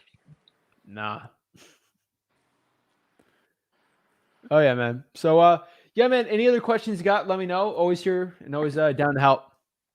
Cool. I appreciate your time and happy holidays to you and your family, man. Happy holidays, Jose. Have a blessed one. Take care. Start pulling these lists, man. They're good. All right, let's go. Justin says this, like, dang, after one call, one visit, law contract.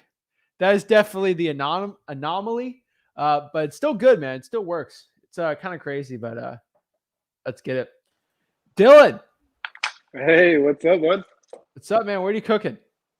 Doing balsamic Brussels sprouts and honey glaze, like chili carrots. Nice, man. You're healthier than me today. How you doing? I'm blessed, man. Yeah, I appreciate, man. You're on the live on Christmas Eve. That is some dedication. Oh yeah, man. The gurus aren't here, so someone's got to be on here. Hell yeah, it's just you, and it's all free. Oh yeah, man. I got no employees. I can just click a live button, dude. I already told everyone I was gonna go do some gaming today. I was like, why don't I just go live, right? Same thing. Yeah. What do you play? Everything, man. Warzone, a lot of Fallout. I'm working on CS:GO, and then Minecraft, just stuff my friends like. But yeah, working on some other stuff. But Yeah, I'm not a League of Legends guy. Everyone loves League of Legends. I'm not a League of Legends person. You know, I'm Yeah, gonna I get know some it's real hate for that. popular. I never got into it. I'm gonna get hate for it, but yeah, man. What's up? How are you doing? Good, good. Working away. I had two things that I really wanted to come on and get with you on. So actually, I just got a call this morning from a seller who I put an offer in, and he told me that he changed his mind, he didn't want to sell. And basically, he called me this morning, we worked it out, and we had a verbal agreement. And it was crazy. I don't know if you remember the last one that I lost. It was because I waited too long. So on this one, we had a verbal agreement, went back and forth and finally agreed on a price that worked for me and worked for him. And I downloaded your contract. You're from from freewholesaling.com, 2-page contract. And I was just like feverishly typing as fast as I could to try to get this contract to the guy. And I mean, it took me at least, 15, 20 minutes to do all the formatting, all the names, addresses, everything.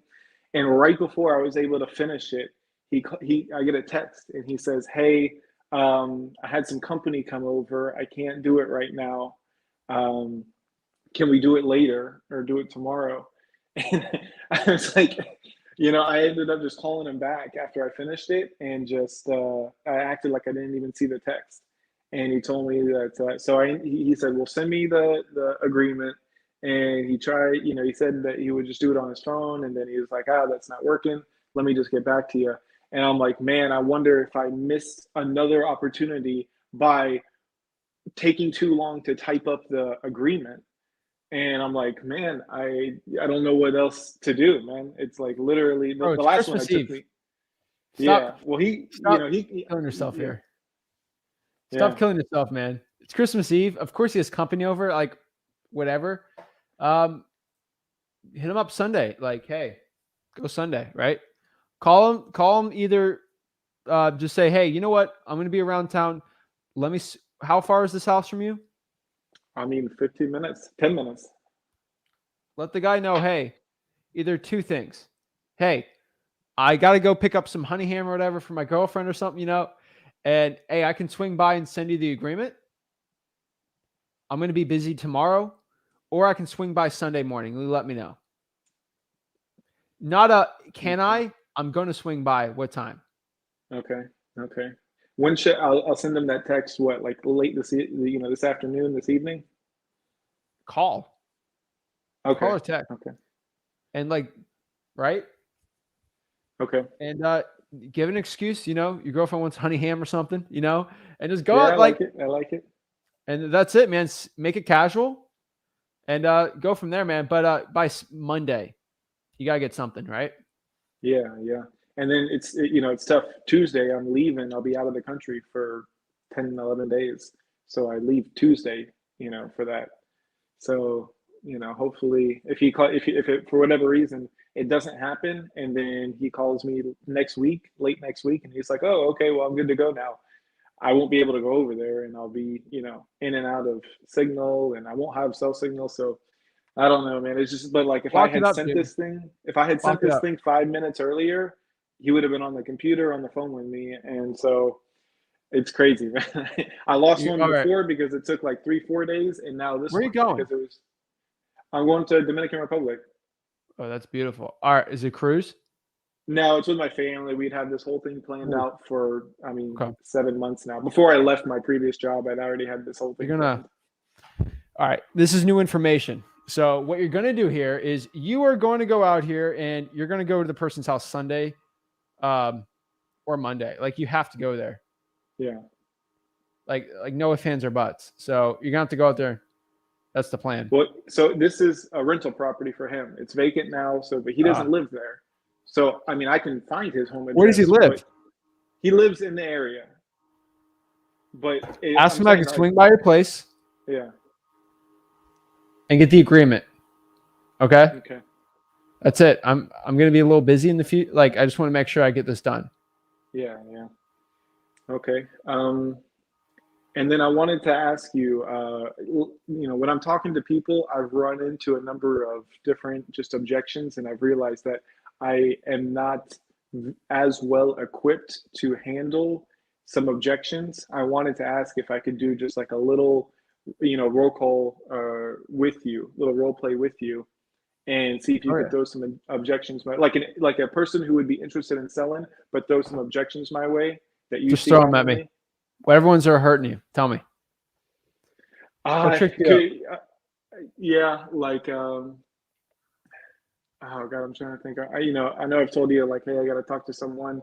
There's the capital gains. One of the ones is oftentimes price. Like if the price is with the one, the price that they're too high on, or the price that I'm saying is too low. What do you do to overcome that? Yeah, I'm aggressive. I'm like, hey, you should here. I know guy, his name's Dylan. He's a great realtor. You should go list with him. Oh no, I don't want to list.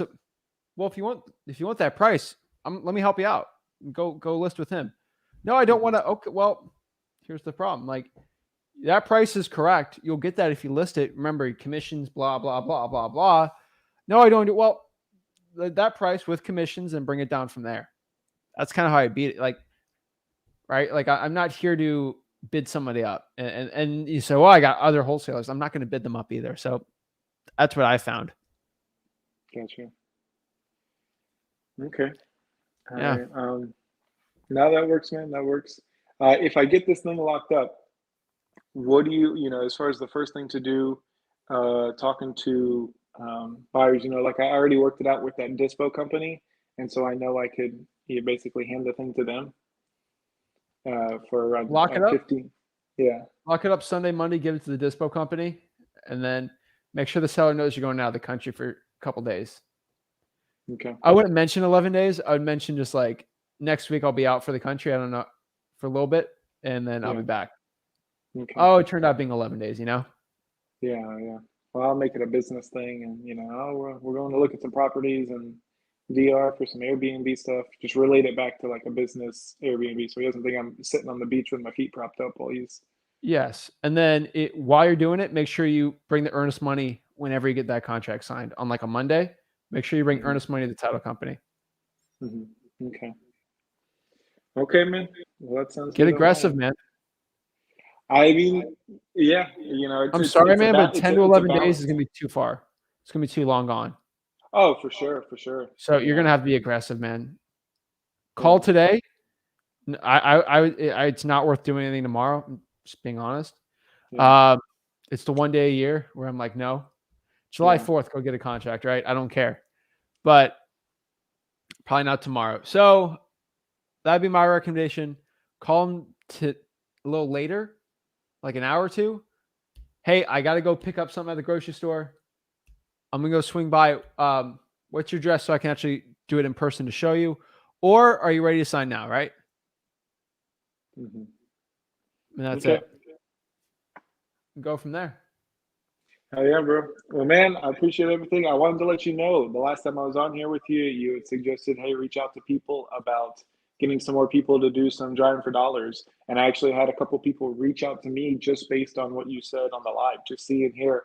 And so I've already talked to a handful of them and got some stuff set up for some people to start doing some driving for dollars. So I wanted to tell you thank you. That was not even me reaching out. People watch you talking to me on your show and reached out to me. Because I heard you're good talking to sellers, man. You got the confidence and you got the willpower to do it, And I believe you won't screw somebody over on a deal. Oh no, of course not. So right, so you're good, man. Yeah. Okay. All right, brother. Hey, big thanks for everything again. Out here Christmas Eve, giving out free information, free advice, helping people out. Unreal, man. So I appreciate all of it. Appreciate it, man. Have a great one. You too. Take care, bud. Thanks. Bye. All right. I like it. It's some good stuff. Not bad. Okay. I like it. He's getting better. All right. Oh my gosh. Christmas lunch at Dylan's place. Oh yeah. Oh my gosh. Let's see here.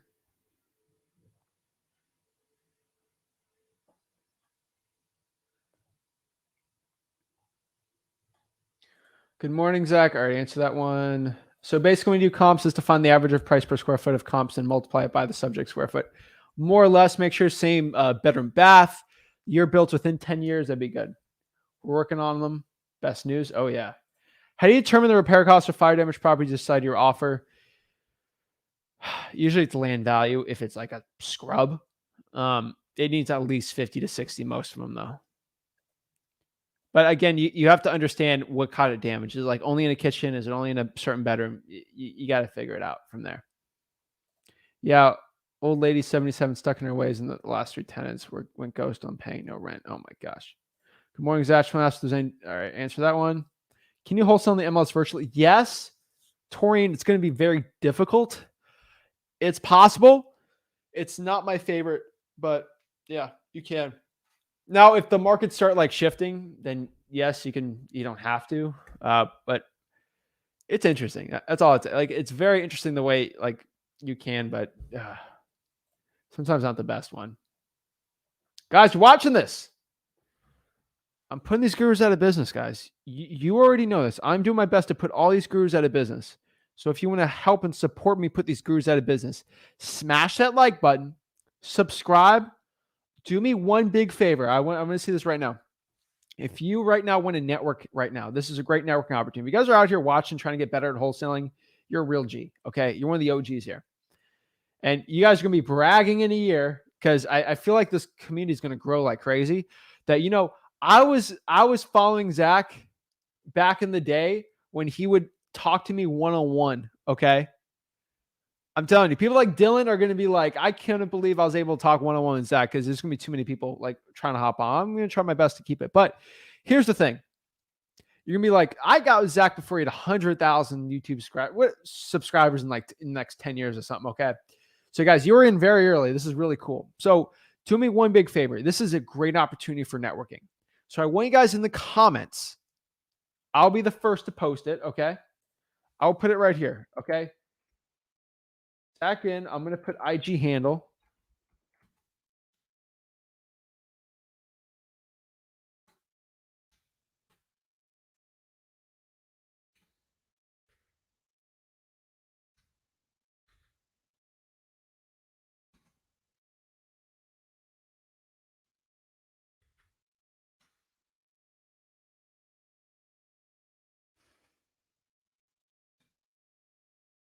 All right, I'm going to put this in the comments. All right, this will be good for people. All right, let's network in the comments. Okay. So this is what I'm put on. All right, look. So I put Zach Ginn. That's my Facebook. My Instagram is @FlipWithZach. I'm in Port Saint Lucie, Florida, and I put JV with me. Okay. So you guys can put this in your thing. Ready? John Smith. Put your handles, and everyone put your email. I don't care. Right? JV in the comments, guys. You're with like-minded people in this chat right now that are watching, that are trying to become better wholesalers today. This is really cool, right? So go network in the comments, guys. This is a great place to network. This is like going to a mastermind, but you're doing it for free. Pretty cool. So go out of here, smash that like button, subscribe. For everyone smashing the like button and subscribing, put in your stuff, network with everybody. Guys, I'm telling you, you're going to get a lot of deals thrown your way. Like Dylan's got 2 people driving for dollars with him right now. That's awesome, right? Do the same thing, you know? So smash that like button, subscribe, comment something. I'd appreciate it. And let's get it going. Let's see here. What's up, Sue? Where can I get an example of the letter to probate leads? I know your dad said he didn't include in the mailing mastery, but it's looking for ideas. Do you mention their loss, share condolences or something? Our letter is sharing condolences and seeing if in the event they're looking to sell to contact us. Justin, sounds like the issue we recently had at the duplex. Yeah. Is today the right time to cold call for Christmas Eve? I would say no, Anthony, unfortunately. Use that energy towards Monday. How do you find hedge funds information to send your deals? You go to their website. They usually have it because Open Corporate doesn't have it, but if you go to their website, they should have it. How much do you make? Slick comment, IRS. I make $1,000 a month. That's a slick one, IRS. Alexander Silver's IRS agent.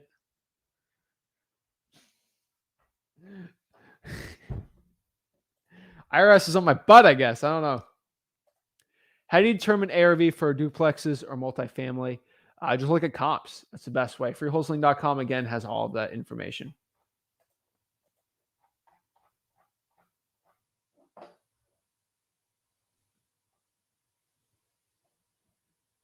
I'm telling you, we're putting these gurus out of business right now.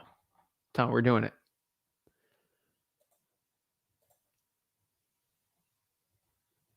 Hit the seller up after the holiday. CC, that's a good one. But the problem, CC, here is, unfortunately, the seller, Dylan's going to be out of the country. So that's not good.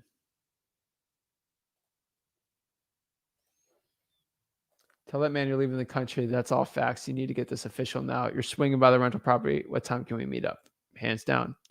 Don't even tell the seller that. Get them to sign the contract Monday and set the appointment after your vacation. That's good too. Hey, Zach, can I start wholesaling if I have money but not time? Yeah, you can hire VAs to do stuff for you too. That's always an option. When you're calling agents to different cities in our state, we always on a business trip out of town until next week. That's how we get expedited. We're calling agents. We're always on a business trip. Smart. What's the best way to reinvest profits into skip tracing, polling, different services, stuff like that? Love watching your videos. Can you explain the disposition process with the VA? So, Gabriel, what is up? Awesome wedding picture there. So, Gabriel, dispositions with the VA is interesting. So, mostly I have a VA cold calling cash buyers for me, right? And that's a really good way to do that. It's an amazing source to have. So, I'll VA cold call those cash sales, those slippers for me. It's a really good way to find these deals. So, the dispositions process is the cash buyer is going to be called from our VA, and then it's going to be through it. And then we're going to send the deal manually through that cash buyer. They're just doing the hard work and calling these people for us. That's mostly what we do here.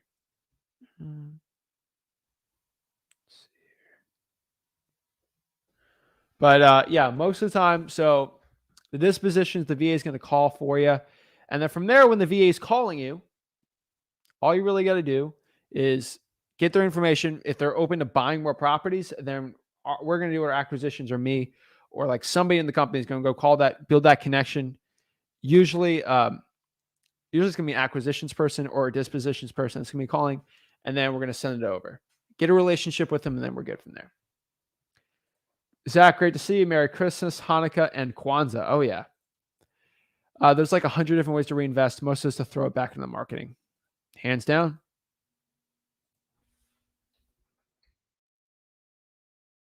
Let's see here.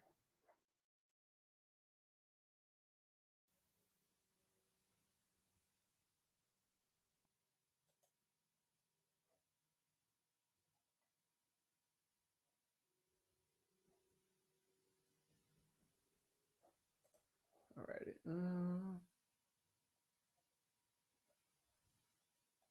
Zach's on the grind. I'm on the grind to just destroy these gurus. I'm telling you, I'm trying to get these gurus out of the business. Trying to get all these gurus out of here. These gurus got to get out of here. You know, they're stinking up. I'm telling you right now, they are stinking up this business, and I'm here to change it. That's my goal. That's what I'm doing, and that's what I want, man. I'm telling you, I'm putting these gurus out of business one day at a time, and I'm ready to go. I'm just telling you, we're really getting out of it. You know, let's get it.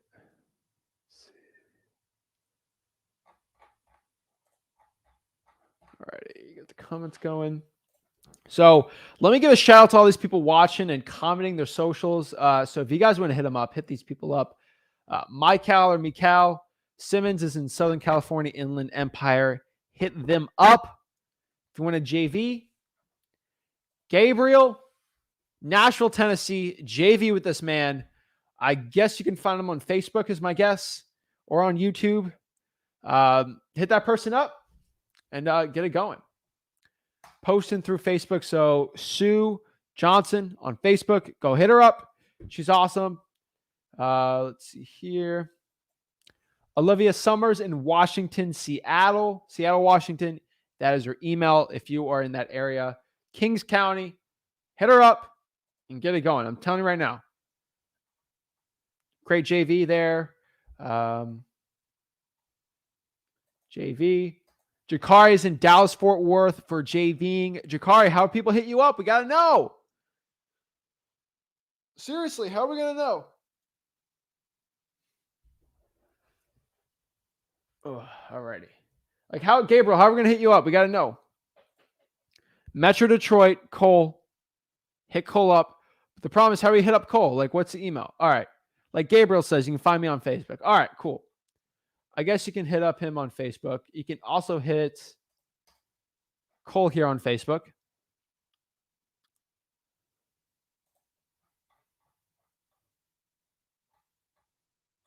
CC says, can you make a video on talking to cash buyers? Yeah, I can make a video on talking to cash buyers. We're working on some stuff here. Of course, we're trying to get as much video content as we can on there. We're trying our best on here, but really like just basic information. When you're calling these cash buyers, just remember that make sure that they are looking to buy more properties for cash, right? And also if they're looking, see if they're looking to buy more properties for cash, if they're okay with wholesaling, and most importantly, they're okay with you making an assignment on the deal. It's going to be very important for you knowing and starting out, especially in the future. What's the option if a seller goes behind my back and sells to someone else despite a contract being in place? You can have a memorandum on there too. That'll probably help a lot. Zach with a K. Have a memorandum in there, or you could put a memorandum after they steal the deal and you should be good. Might have to go to court, but it'll stop the title from being done and you'll be fine. This happened to me a lot. If you go to $70,000 deal stolen, flip with Rick or Zach Ginn, I have the whole entire story. I showed you exactly what I did and help you out too.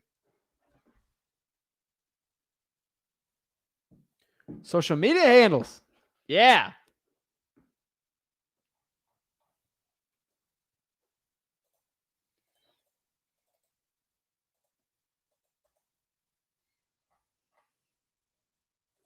What do you think about Orlando market? Is it saturated with wholesale? Orlando's market's still a great market. John, it's still a good market.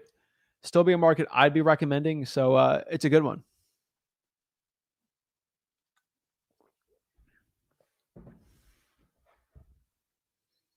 Any tips for Burr? Do not do the Burr. JV with me. We have a few properties across Texas. Hit up Anthony Garrison. Anthony's got some stuff going on. I'd hit Anthony up there.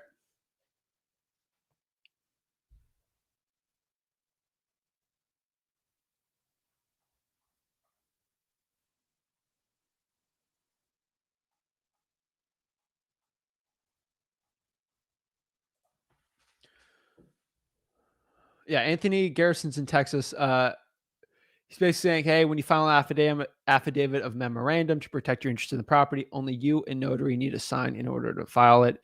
This will cloud the title that they won't be able to sell. Make sure you do it right. You don't want to slander the title, but yeah, 100%. Ivan says, what do you think about buying tax deed and selling them after buying? A lot of people are doing this in like Wyoming. They're pretty profitable. The issue is sometimes you'll lose on the thing. So I'm not the biggest fan. There's just still better investments out there, but it's still a hustle. I get it. Matt says it's crazy seeing new people guru after a year. They're charging $10K for basic info and don't even know what's going on. People get one deal and they want to become like this huge big shot guru type thing. It makes like everyone's got this huge ego in real estate. I hate it. Every single wholesaler has this huge ego. They think they're the greatest thing ever. They got the flashy cars, and some of them are like, I sold all my flashy cars. I'm not flashing. Then they'll talk about their Rolls Royce. It's so annoying. Like every guru's like this. I don't know why they all got this huge ego, or they got this big watch they're trying to flex on. Like, guys, materialistic stuff's not going to get you what you want in life, or it's not going to motivate you. It'll motivate you for you a little bit, but like it won't in the long run. I'm telling you right now, it's just not worth it. It's the life that wholesaling changes for you that's going to change everything. The time freedom, time with your kids, just the financial burden in your mind of where the next bills are coming from. Having that alleviated with the power of wholesaling real estate has changed my entire life. That's better than any Rolex or Gucci belt can do. Okay. I'm telling you, there's people driving those Rolls Royces that are stressed. These gurus are stressed. They're driving their Rolls Royces and their Rolexes and their like whatever Montclair jacket. And they're stressed because from last year, this year, they're losing, like they're down like 15% on their guru sales because Zach Ginn's going out here and stopping people from buying wholesaling courses. And they're stressed out in their Rolls Royce. If they spent that on passive income, they wouldn't be stressed over it. The biggest flex I have is the passive income and the rental properties and investments that I have for myself at the age of 22, making 7 figures in my wholesaling business. I don't have to flex on you guys, okay? I don't need to. Everything I own, like with real estate, is public record. You can go look it up. I'm not here to flex on you. If you want to look, you can go find it, right? I'm just telling you right now, in this business today, I do this business for real. I'm not here to go flex on you guys. The most important lesson I'm trying to change in wholesaling real estate is to get the ego out of it. Kill your ego in wholesaling real estate and real estate in general. You'll do very well. I want to be an example for a lot of people watching, especially the younger generation. Get your ego out of this business and you will grow. You keep your ego in, you will not grow. It's ultimately up to you what you want to make your decision on in your life. And the faster you realize that the materialistic stuff's not going to get you happiness, it'll change everything. It'll give you this business will give you the most valuable asset you have in life, and that is time. Time with your family, time with your kids, time with your friends. That is the most valuable stuff this business has given me. And this is the stuff I try on a daily basis to teach you guys. Not to charge you $10K to learn this business. I don't want your money. Okay. I want to help you guys out. That's what I do. I do this stuff for fun. This is fun for me. Okay. I'm telling you right now, I would be probably playing Madden. Honestly, I'd probably be playing Madden right now. And I'd probably be playing Madden right now for 3.5 hours. So doing this instead. So I don't really care. Yes, you can find me on Facebook. Awesome. Zach, how do you know when someone wants to go to the realtor route or cash offer? I got to play Battlefield. I heard the new Battlefield's good. I'm going to go buy it. Probably play it. Ooh, someone might have gifted it for me on Steam. I got to wait for Christmas. I think someone gifted me Battlefield on Steam, so I got to wait. But if not, I'll go get it. Zach, how do you know when someone wants to go to the realtor route or cash offer? You ask them, hey, do you want to list the property? Is there a reason why you don't want to list the property? Oh, I don't list it because of the X, Y, and Z. Okay, no big deal, right? Boom.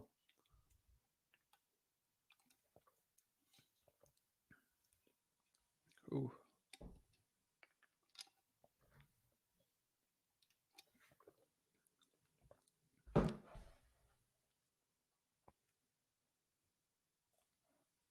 Thanks, Stoney. Do I follow every contract or only if only when someone does that would be my opinion. How do I get on to live? I have a StreamYard link. Hop on here, join the StreamYard. It's all on here. Jason says, hit me up in Myrtle Beach, South Carolina. Facebook, same name as YouTube. Got it, Jason.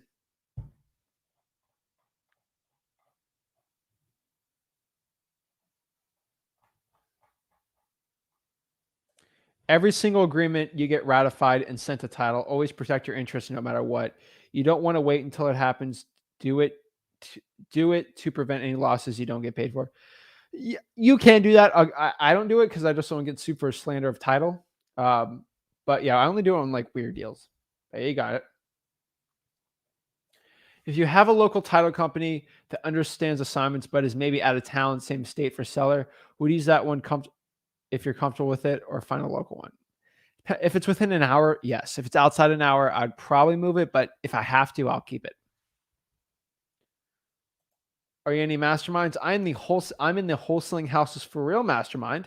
That is my free wholesaling mastermind. Again, guys, I hate masterminds because they're like guru pitch fests and they all charge you money. I made my own mastermind. I made it for free. Let me show you how to get it.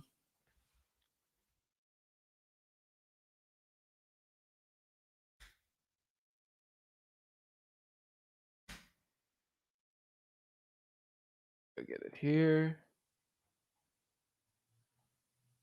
All right.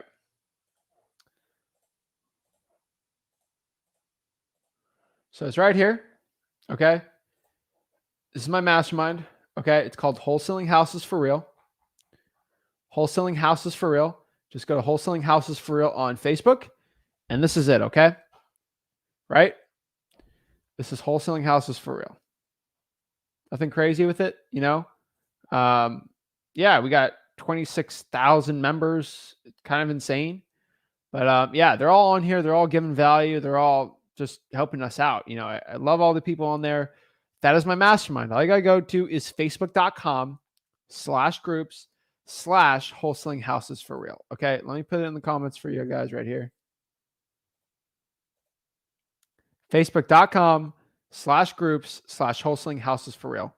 That's my mastermind. You get exclusive links to hop on one-on-ones with me. You get exclusive links for everything on here.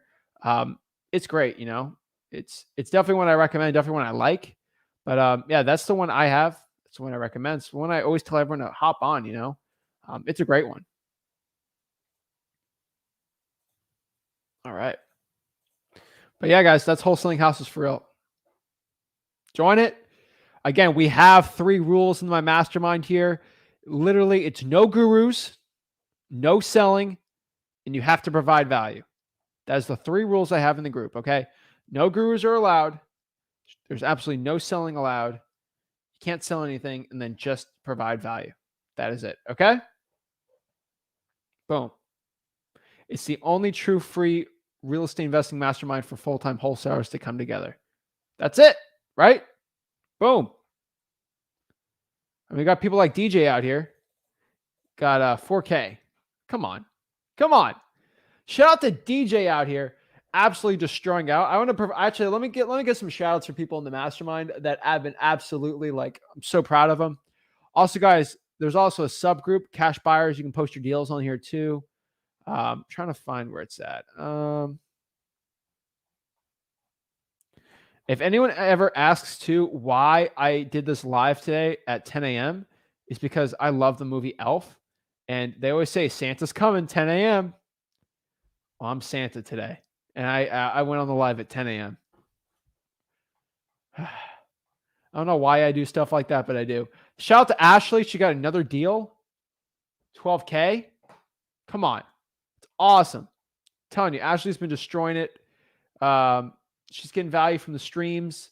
Shout out to Ashley in South Carolina. I'm telling you, these people are absolutely destroying it. All from watching my stuff, and I really truly appreciate it. You know, I don't sell anything. I just try to provide the value for free. So it means a lot for me, you guys. But that's what's in the mastermind, guys. I'm telling you. You want to join it? Wholesaling Houses for Real on Facebook. You're going to learn a ton of info from it, and it'll help you out, give you all the value you want, and it's great. So it's Jakari Stewart on Facebook. Just making sure. Awesome. Jakari Stewart on Facebook.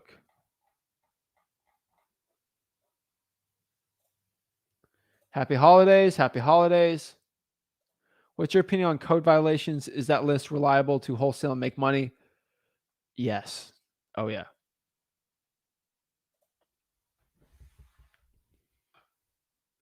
Do it smartly, of course, Zach, as long as you have a recorded interest in. Yes. Yes, that's what I mean. I wouldn't worry about getting sued for defamation if the seller has a buyer behind you. That's on them. Justin, you have a good point. If you have earnest money, I think you're fine. At least $100. Thanks for all the answers, Stoney. Appreciate it. Justin, he's got good info too. You need to put that in a trust. That's what the community is for, brother. Let's get it. Awesome. True, you could put it in a trust. That wouldn't be too bad either. Amen.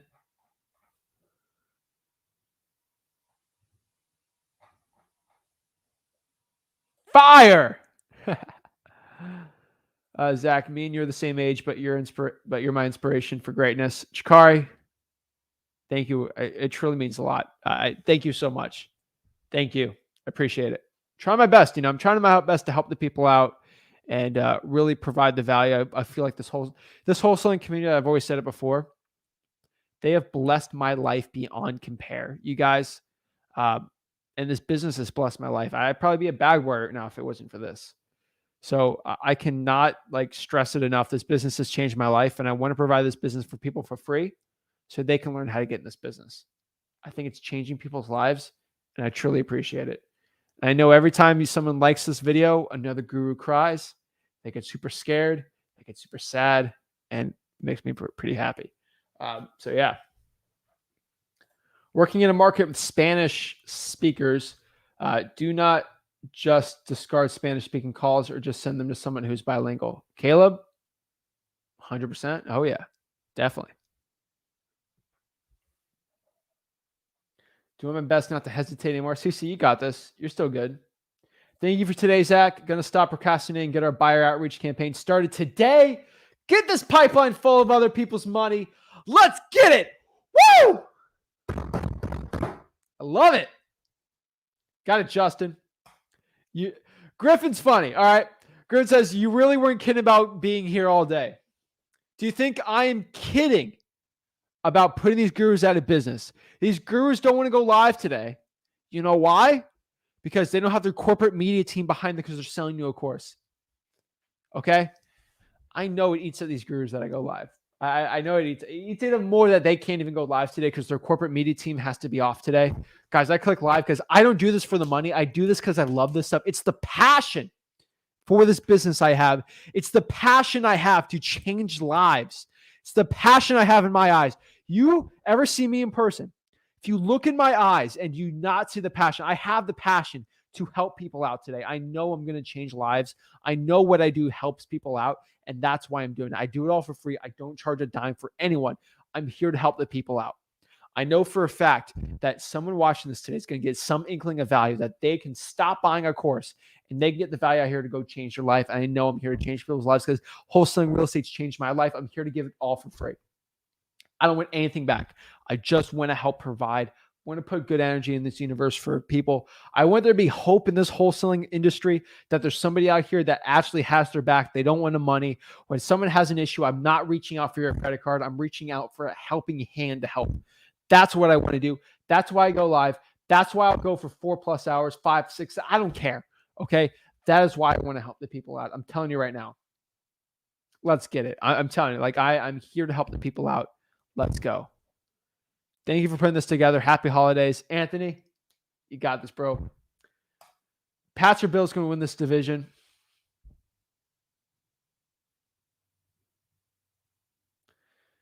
That's probably the worst question I've ever gotten asked in like the past year. That's hands down the worst question I've gotten asked this year for 2021. If you want to know who's going to win this division, it's the stinking Miami Dolphins, okay? We're going to win the division. Deal with it, okay? Don't go slandering the Finns again, okay? We're going to beat the Saints, and then we're going to beat the Titans, and then we're going to just whoop the Pats, and then we're going to do it, okay? Do not be going after here and slandering the Finns, all right? We're going to go win this division. No more stupid questions like that. All right? I am the mastermind. Aaron says, if my computer won't let me save my leads on the correct file, I need to input in skip tracing. Can I do a library? So if my computer won't let me save my leads on the correct file, I need input skip tracing. Can I do it online? Yes. Aaron, what kind of computer do you have? Is it like a Linux computer? Going to be honest, man. It should be a CSV or an XCLX format. Microsoft Excel format should be fine. Awesome. I'm in. Awesome. Do you recommend making an LLC before my first deal or get a few? I want to convert to an S Corp eventually. No, get 2 deals. And then after you get 2 deals, then I want you to get an LLC and then make it an S Corp. I mean, with the tax laws right now, it makes too much sense to go out here and not do it. So my recommendation for you here is get 2 deals, make an LLC, convert it to an S Corp. I don't want to get too complicated. You do a 199A deduction. Basically, once you have an S corp, you make under 150K a year. If you're married, 300. You can write off 20% of your revenue. So if you made 100K, you can write off 20 grand just off the bat, and then take a standard deduction on top of that. I make over that money, so it kind of sucks for me. But guys, this is like life-changing stuff. I'm telling you. Fire, appreciate it.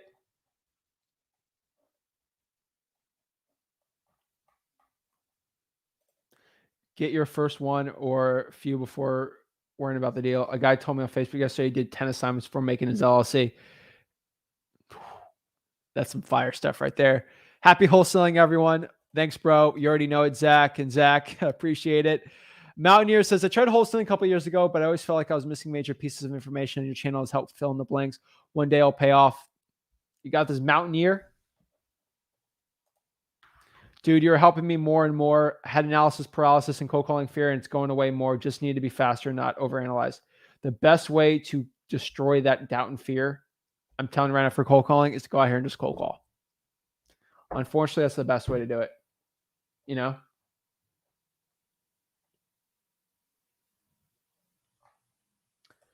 It's paying off now. I'm going to keep paying you in dividends. You're going to contribute. You're going to continue seeing. Wait, you keep paying dividends. You're going to continue seeing, bro. Just got to stay with it and trust your sources and valuable information. Of course. How are you raising private money? A lot of it through networking, honestly. Like, we find a lot of our networking opportunities like from there. So that's where we found it. LOL. Slap the helmet on you. Bro, I'm telling you right now, the Dolphins are not, if we do not have, if Tua's out for COVID, I'm slapping a helmet on and I'm going out there, okay? I'm going out there for my team, and I'll go play for him, okay? I will walk in that Superdome on Monday if I need to. I'll go on a plane, slap my helmet on, and go out here and win that game, okay? I'm telling you right now. That's how serious I am about making the playoffs this year. We got this. I'm telling you, we got this, man. I'll play quarterback. I'll exclusively do a flea flicker every play. I don't care. Merry Christmas to all. Got some deals this holiday weekend. Caleb is killing it, okay? Hold on. Let's give a shout out to Caleb. Hold on. Hold up. Shout out to Caleb. Hold up. Hold on. Let's see if I can find him on here. Where is he?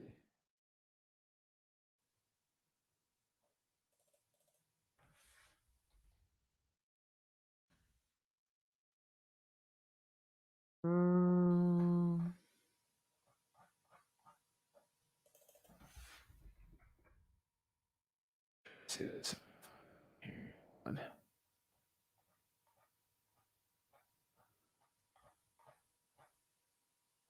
Where is it?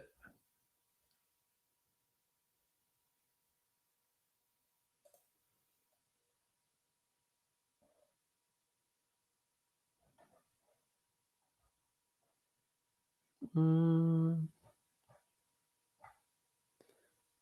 trying to find him. He's posting some deals. Where is it? All right, right here. All right.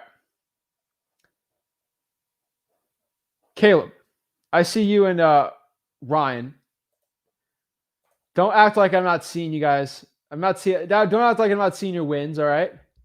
Let me show you this. Look at the timeline of these two, okay?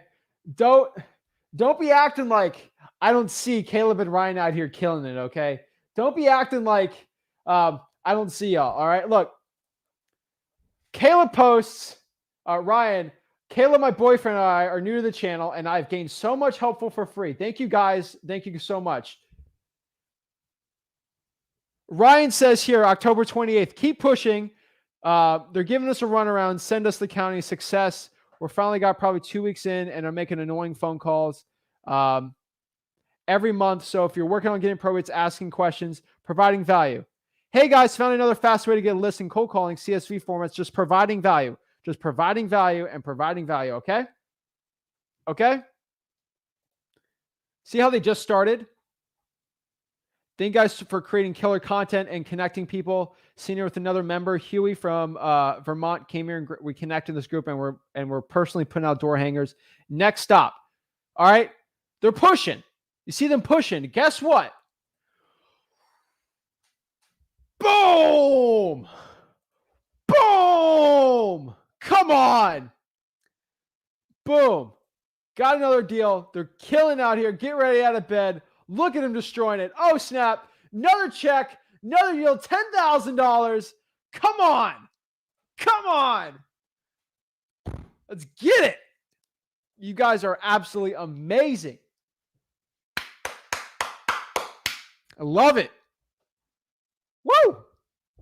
This is what gets me going. This is why I stay on these live for so long. I know I can help the people out and help change everything. Let's go. Linux. You never know. I mean, some softwares don't even take CSV. So appreciate it. Clown and LOL. You're welcome, bro. Supposed to be my rest day, and all I'm doing is watching podcasts. Thanks for the content, of course.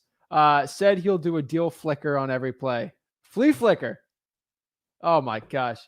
How do you find the tired landlord on PropStream? You just click tired landlords on there. There's a filter for tired landlord. Awesome. Bro. Uzma, do you have a question? Oh, snap. He's got a question. Hey, what's up, man? I'm back. Oh, what's up? How are you? Sorry, can you say that again?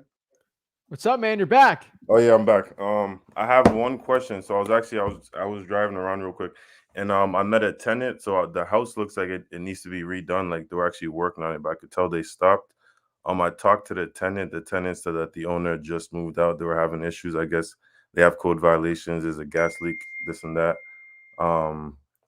The question I have for you is, let's say I get this locked up.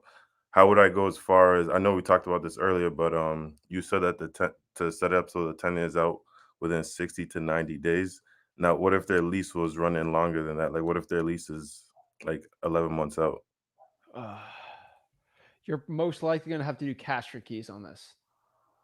What's that? So basically, that is you're going to have to offer the tenant cash. That's what I was assuming. Just to get out of there.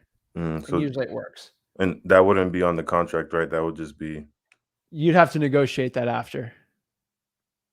Okay. Sometimes your cash buyer would. Sometimes your cash buyer would want the tenant in there, but most likely not. So you're gonna have to offer cash for keys. Another question, by any chance, you know how much a gas leak would hit them? Because he said that I mean, I looked at the property. The property's got a good amount of equity. I'm not sure why they weren't able to take care of that, but he said the owners moved out due to a gas leak. I researched it. It didn't say it was expensive, so I'm not sure why that was such an issue. That's dangerous. Gas leak in Massachusetts is going to cost $800. It says $1,000 to $1,500. I mean, that's not. I don't think that's that much for them to be moving out. So I'm assuming the issue is bigger than just a gas leak. It must be bigger than that. Yeah. How's your tenants in there if there's a gas leak? I'm not even sure. There's code violations on the. They have code violations on the door. I do want to run by there and take a picture of it to see exactly what's going on over there. Do they have 3 eyes? Say that again. Do they have 3 eyes and 4 arms? How's they living with a gas leak, man? I have no clue. Yeah, I seen the dude just walking out. And he's just like, oh, he's just a tenant. The owners just moved out. They're having issues with the house, this and that. So I'm like, all right. I told him to try to get me the owner's number. I told him I was looking to buy the property, and it would be better if I went through him, just so it would build a better connection. And I told him I'd break him off a few dollars if he was able to pull through. Do it, man. You got this. Okay. All right, man. You went on the live, drove for dollars, and came back. I wasn't even driving for dollars. I was just coming back from somewhere, and I saw the house. I saw the dude. I already had that house. Like I had it locked on my PropStream. So, but I saw the dude walking out of the house, and I called him over and I asked him if he was the owner, if he knew the owner, and he was just like, no. I asked him what's going on with the house, and he told me. So I just told him, if you get a hold of the owner for me, I would see if I can make some money for him. You got it, man. Okay. I appreciate it, man. Thank you very much. Keep rocking it, man. Thank you. All right, take care, bro. Take care, man. Have happy holidays. You too, man. Enjoy. Thanks. All right. I'm telling you, man left, came back with a tenant. I think it's running out, but it was good. Let's go. LOL, it's under my girlfriend's name, Zach. So Ryan. So I know Caleb is the guy. Ryan is the girlfriend. Got it. Okay. You guys rock. Appreciate it. You don't attribute the success to me. Okay. It's all on you guys. Okay. You guys push the pace. The only reason why I loved it so much is because I saw you guys every time I see someone post a deal, I always look at their comments on the Facebook group, and you can always see the progression of them like working hard, have the abundance mindset of actually sharing value, and more good happens to you once you do that. You saw that they did that. Good's just coming, from it. So I'm telling you, it's the law of attraction. It's a law of I'm telling you, the more good you put out there, they put a lot of good out there. Progressive, they kept pushing it. And I got that deal. I bet Christmas is a lot sweeter now. You guys are awesome. Keep it up, man. Caleb and Ryan, you guys are awesome. This man left quick tip on how to get fire damage properties. Download the Citizens app and make a note of any structure on properties on fire reported and reach out to those addresses. Awesome, man. Make a note of any structure or property on fire reported. Wow was just out and about. Serendipity. Oh yeah, man. That's how it works. So guys, do me one big favor. We did 4 hours on here. I'm gonna go chill out now. This is probably how long I'd be playing games or something. So we're fine. So freewholesaling.com. That's where everything's at. Guys, go to freewholesaling.com and start changing your life today. I'm telling you right now. Go to freewholesaling.com. Change your life today. Help you out. Okay, we're good there. Hopefully it doesn't follow me. But I'm telling you, that is a ninja tip. It's pretty good. And thanks, Zach. Appreciate it. But Zach with a K. So guys, go to freewholesaling.com. Everything you need to know wholesaling. It's a $10,000 mastermind course, whatever. It's all in there absolutely for free. Hopefully I showed you guys how to change your life today. Go out there and change your own life today in wholesaling real estate. I truly appreciate it. You guys are amazing. Keep it up. Happy holidays. Hope you guys stay safe. Drive safe. Uber if you need to. Uber somewhere, guys. I want to see you guys stay nice and healthy this holiday season. So I'll be back on Tuesday. I'll be back for our lives. Probably won't go for 4 hours, but we'll see. I just don't have a lot of calls and crazy stuff going, so I can go as long as guys. If I didn't have all these calls and I actually didn't run a wholesaling business, I could go live forever. But I'll be back on the 28th and get it going. Possibly do live Monday, probably not. And we'll get it going, guys. So I really appreciate it. We're planning next week to probably do a New Year's Eve live stream. Pretty exciting. Before the football games and stuff. We'll probably do it in the morning, kind of like a 10 a.m. thing we're doing here today. And we're really going to do a recap on the year and next year. We're going to do a really live celebration next Friday, kind of like what we're doing now. It'll be with Rick, though. So we might even push past 4 hours. We'll see. But we'll do it next week, next Friday. We're going to do a whole recap of the year, wholesaling in the future. Hopefully bring guests and stuff. We're going to have a big celebration. 2021 has been our best years of my life, Rick's life, everyone's life. And we're making a ton of money. And we're going to show you exactly how you can help the same thing. So I appreciate it, guys. You guys are out here doing well. Love it. And have a great one, guys. Stay blessed. Happy holidays.